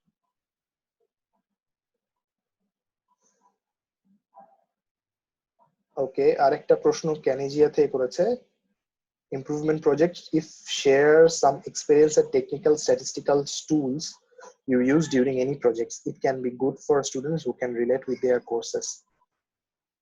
টেকনিক্যাল স্ট্যাটিস্টিক্যাল টুল যদি আমি বলি, স্ট্যাটিস্টিক্যাল টুল মিনিট্যাব হলো খুবই চমৎকার একটা স্ট্যাটিস্টিক্যাল টুল। মিনিট্যাব আমাকে অনেক হেল্প করেছে। মিনিট্যাব একটা খুব ভালো সফটওয়্যার। আমাদের মনে হয় আমরা কোর্স ওয়ার্ক কিছু মিনিট্যাবে করি, আমাদের আইপির কিছু কোর্স ওয়ার্ক ছিল। আমি কারণ মিনিট্যাব আমি আইপি তে থাকা কোর্স ওয়ার্কে কিছু জিনিস শিখেছিলাম। তো মিনিট্যাব মোস্টলি শেখা হলো আমাদের চাকরি জীবনে এসে। এবং সেক্ষেত্রেও আমি আগেও বলেছি আমার মেন্টর ফয়েজ ভাই, সো ফয়েজ ভাই আমাদেরকে অনেক কিছু শিখিয়েছেন মিনিট্যাবের। সো মিনিট্যাব খুব গুরুত্বপূর্ণ একটা স্ট্যাটিস্টিক্যাল সফটওয়্যার, স্ট্যাটিস্টিক্যাল টুল, যেটা আমার মনে হয় হেল্প করবে যদি মিনিট্যাবের কারো নলেজ থাকে। সো এই স্ট্যাটিস্টিক্যাল সফটওয়্যারটা বেশ হেল্পফুল। মিনিট্যাব ছাড়া আসলে আমি আর কোনো স্ট্যাটিস্টিক্যাল সফটওয়্যার বা টেকনিক্যাল টুলস ইউজ করিনি এখনো পর্যন্ত, লাগেনি। শুধু ভাই আমার একটা কোয়েশ্চেন আছে। হুম। ভাইয়া নেসলেতে আপনারা কোন ধরনের টিপিএম ফিলোসফি ফলো করেন, এটা আমার একটু জানার ইচ্ছে। কোন ধরনের বলতে? ফর এক্সাম্পল টিপিএম এর তো বেশ কিছু ভার্সন আছে। একটা হলো যে টয়োটা প্রোডাকশন সিস্টেম যেটা টিপিএস, একটা আছে পিএনজি যেটা ইউজ করে আইডব্লিউএস। সো লিন ম্যানুফ্যাকচারিং অথবা মানে টিপিএম এর জন্য আপনারা কোন ফিলোসফি বা কোনটা ফলো করেন কিনা নেসলেতে, এটা আমার জানার ইচ্ছে। নেসলে নিজস্ব কিছু এই ধরনের ফিলোসফি আছে। নেসলে টিপিএম কে বলে হলো টোটাল পারফরমেন্স ম্যানেজমেন্ট। সো বিভিন্ন জায়গা থেকে বিভিন্ন কিছু জিনিস নিয়ে বেসিকটা এক রেখে, অর্থাৎ এই 8টা পিলার, তার ফাউন্ডেশন, এই জিনিসগুলোকে সেম রেখে নেসলে টিপিএম ফিলোসফিটাকে নিজের মতো করে কাস্টমাইজ করেছে কিছুটা।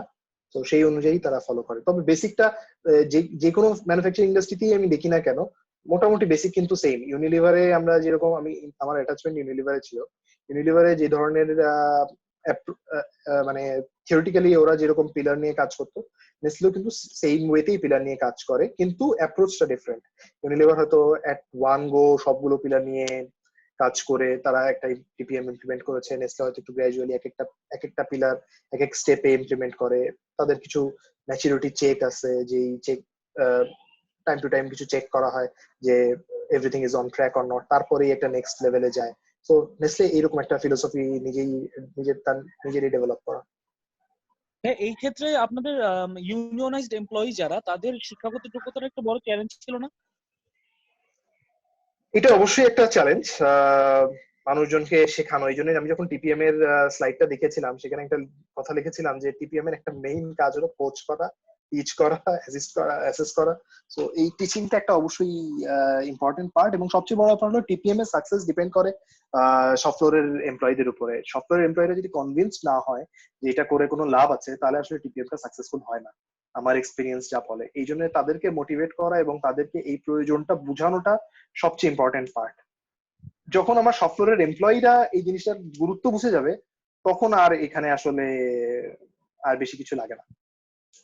এই ক্ষেত্রে তো ভাইয়া সিবি এর পক্ষ থেকে মানে মনিটারি ইনসেনটিভ দেওয়াটা থেকে শুরু করে মোটিভেশনাল ইনসেনটিভ সবই তো দিচ্ছেন নিশ্চয়ই।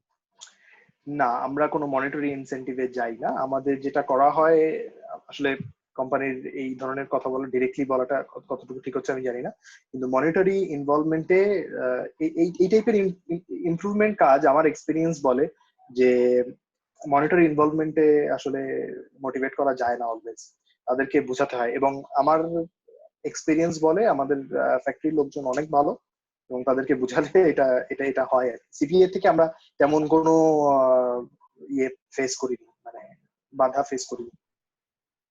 দাদা আমি এখানে একটু অ্যাড করি রায়ানের এই রিপন জাস্ট রিপন একদম ডিরেক্টলি, আমি জাস্ট বলি, রিপন এখন একদম ডিরেক্টলি টিপিএম নিয়ে কাজ করে প্রোডাকশনে, যেহেতু আমি এখন প্রোডাকশনে নাই। সো রিপন ডেফিনেটলি এটার বেটার আনসার দিতে পারবে।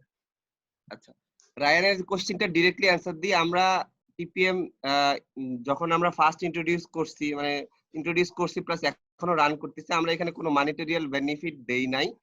জাস্ট আমরা একটা পয়েন্টে ফোকাস করছি, সেটা হচ্ছে শপ ফ্লোর এনার্জাইজ করছি আর কি। তাদেরকে এনার্জাইজ না, তাদেরকে জাস্ট এম্পাওয়ারমেন্টটা দিয়ে দেওয়া হয়েছিল যে হ্যাঁ, you are the leader of that part and you will lead that and we will guide that.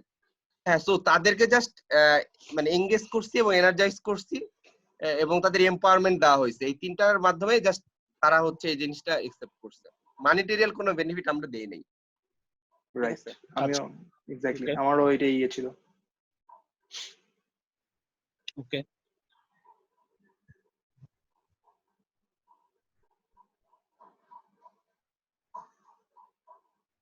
আর কারো কোনো প্রশ্ন না থাকলে কি আমরা ক্লোজ করবো?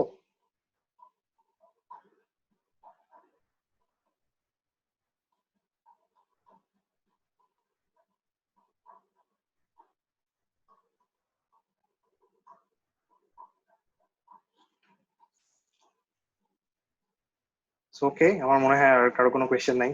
So thank you all for attending আর এই শোনার জন্য। আমি I'd like to specially thank Jyoti for arranging this, for creating this platform. আসলে মানে এটা এটা একটা বেশ ভালো ইন্টারাকশনের জন্য, যদিও কতটুকু হেল্প হচ্ছে সবার জানি না, কিন্তু এটা আসলেই জরুরি। হ্যালো হ্যালো হ্যালো ভাই, আমি 16 ব্যাচ, আমি অমূল রায়। ভাই আমার একটা কোশ্চেন আছে। শিওর। ভাই এটা আমি এখন হচ্ছে 3-2 তে আমাদের সামনে ইন্ডাস্ট্রিয়াল অ্যাটাচমেন্ট আসবে। তো এর গত বছরে আমাদের যে ইন্ডাস্ট্রিয়াল অ্যাটাচমেন্ট ভাইদের হয়েছিল, আমরা প্রেজেন্টেশন দেখেছিলাম। ওইখানে স্যারেরা খুব ডাটা নিয়ে খুব মানে খুব ঝামেলা করছিল। আর এবং মোটামুটি প্রত্যেকটা সেক্টরে যারা ছিলেন, অ্যাপেক্স, নেসলে বাদে, ইউনিলিভার বা অন্যান্য জায়গায় খুব মানে ডাটা নেই, মিসিং, বা মানে ইমপ্লিমেন্টেশনটা কিভাবে হচ্ছে, বা ইভেন একটা যদি ভ্যাকুয়াম ক্লিনার থাকে, তার যদি মানে এক ভাইয়ার বলছিল ভ্যাকুয়াম ক্লিনারের ইয়েটা একটু লম্বা করে দিয়েছে, তো এইটা কেন করেছে, স্পেসিফিকেশন কি, ম্যাটেরিয়াল কি, এইসব কোশ্চেন যখন করছে ভাইয়ারা খুব মানে মানে ওইভাবে উত্তরটা ঠিকঠাক দিতে পারে না। আবার নেসলে থেকে যারা ছিল ওইখানে বেশ ভাইয়ারা মেবি একমাত্র ওইটাতে খুব মানে ভালো একটা কিছু দিতে পারছিল স্যারেদেরকে। মানে ওইখানে মেবি লাইন ব্যালেন্সিং আর ডাক সেকশন এই সব জায়গাতে ভাইয়ারা কাজ করছিল। তো মানে একটা ইন্ডাস্ট্রিতে গেলে মানে আসলে কোন জায়গাটা ঠিক, এখন আপনার যেহেতু অভিজ্ঞতা আছে অনেক, কোন জায়গাটা দেখলে মানে আমরা কাজ করলে আর কি ভালো হবে, বা মানে এটা আর কি আমার কোশ্চেন। মানে কিভাবে আসলে, হয়তো আমি সামনে দেখবো, কিন্তু আপনার কাছে কি মনে হয় কোন কোন জায়গাটা দেখলে আগে ইমপ্রুভ করার আর কি? কোশ্চেনটা কি বোঝাতে পারছি কিনা? আমি কোশ্চেনটা বুঝতে পেরেছি। আমি জাস্ট একটা জিনিস বলি, একটু একটু জাস্ট।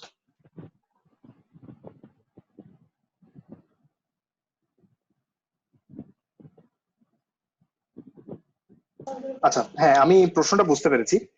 এই ব্যাপারটাও না আসলে ডিপেন্ড করে কয়েকটা ফ্যাক্টরের উপরে। প্রথমত হলো আমরা কোন ইন্ডাস্ট্রিতে যাচ্ছি কাজ করতে, এবং এটা একটা ইম্পর্টেন্ট ব্যাপার যে কোন ইন্ডাস্ট্রিতে গিয়ে আমরা কাজটা করতে চাচ্ছি। এবং এটা আসলে এরকম মানে হার্ড অ্যান্ড ফাস্ট ধরে বলাটা খুব ডিফিকাল্ট যে কোথায় গিয়ে কাজ করলে ব্যাপারটা সুবিধাজনক হবে। কিন্তু ওই যে একটা কথা আমি আগেই বলেছিলাম যে আমরা যে ইন্ডাস্ট্রিতেই যাই না কেন, আমাদের সবসময় প্রথমেই মনে হয় যে এরা যা করছে সব মনে হয় ভুল হচ্ছে। তো এটা কিন্তু একটা কমন টেন্ডেন্সি।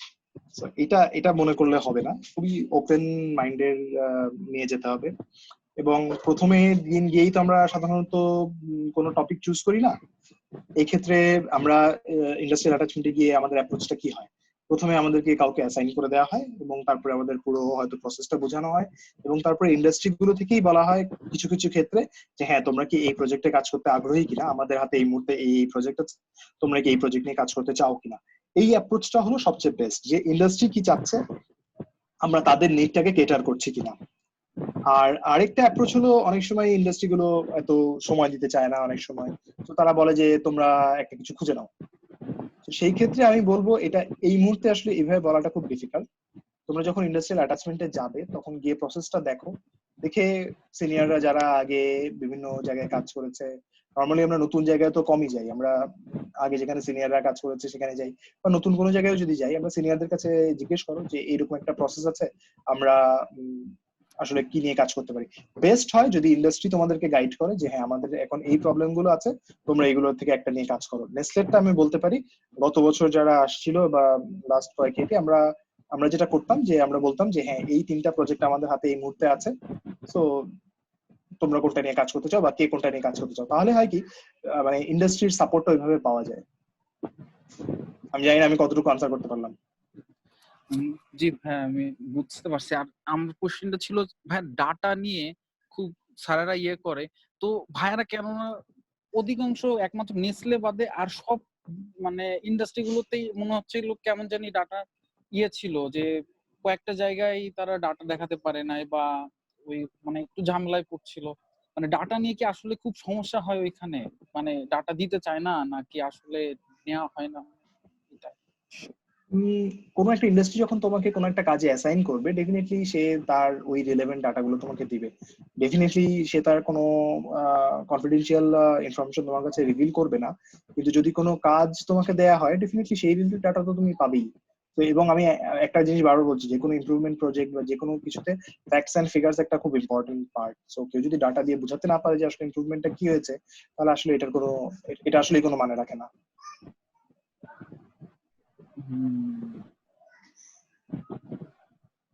সো এই আর কি। আর ভাই ওই আমি একটা যে উদাহরণটা দিলাম, যে আপনার ওই একটা ভাইয়ারা ইয়ে করছিল ভ্যাকিউম ক্লিনারের, হলো সাইজটা একটু বাড়িয়ে দিয়ে যাতে খুব সহজ ইয়ে করে করা যায়, ওইখানে ম্যাটেরিয়াল কি হবে, স্পেসিফিকেশন কি হবে, এইখানে স্যাররা খুব ইয়ে করছিল। তা আমি যখন নতুন একটা কিছু আইডিয়া আসবে মাথায় যে না মেশিনটা এইরকম একটা ডিজাইনটা অন্যরকম হইলে ভালো হবে, এখন ওইটুকু আমার কাছে তো আসলে 1 মাস মতন টাইম, ওইটুকু টাইমের মধ্যে কি আসলে মানে সম্ভব আসলে কি ম্যাটেরিয়াল গুলো ওইভাবে ই করে? আপনার কাছে ভাই কি মনে হয়, বা এটা এই দিকে যাওয়া উচিত কিনা আসলে আপনার কাছে কি মনে হয় এটা? আমি যখন একটা প্রপোজাল দিব অবশ্যই তার টেকনিক্যাল ফিজিবিলিটি আমাকে ওই ইন্ডাস্ট্রির থেকেই জিনিসটাকে যাচাই করে নিয়ে আসতে হবে। ওই ইন্ডাস্ট্রিতে যারা কাজ করছে তারা বছরের পর বছর ধরে কাজ করছে, তারা এই বিষয়ে ডেফিনেটলি আমার চেয়ে বেশি জানবে। সো ওইটার টেকনিক্যাল ফিজিবিলিটি কতটুকু এটা অবশ্যই আমার আলোচনায় আনা দরকার। এবং ডিটেইল, যে একটা কথা বলে যে the devil lies in the details, so তুমি যত ডিটেইলসে যাবে তত জিনিসটার খুদ বেরিয়ে আসবে। এখন আমি মানে ওই জিনিসটা না জেনে আসলে বলতে পারছি না যে স্যাররা কিরকম চাচ্ছেন বা কি। এটা আসলে ইন্ডাস্ট্রিয়াল অ্যাটাচমেন্ট একটা পুরো ডিফারেন্ট সাবজেক্ট, ওখানে কিভাবে প্রেজেন্ট করতে হবে বা, তবে যে কোনো ইমপ্রুভমেন্ট আইডিয়ার ক্ষেত্রে আমি বলবো ডিটেইলিংটা জরুরি। অ্যাটলিস্ট তোমার নিজেকে কনভিন্স থাকতে হবে।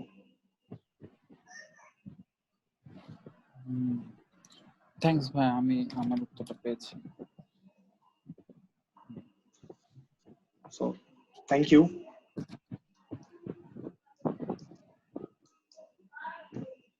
So okay, thank you all.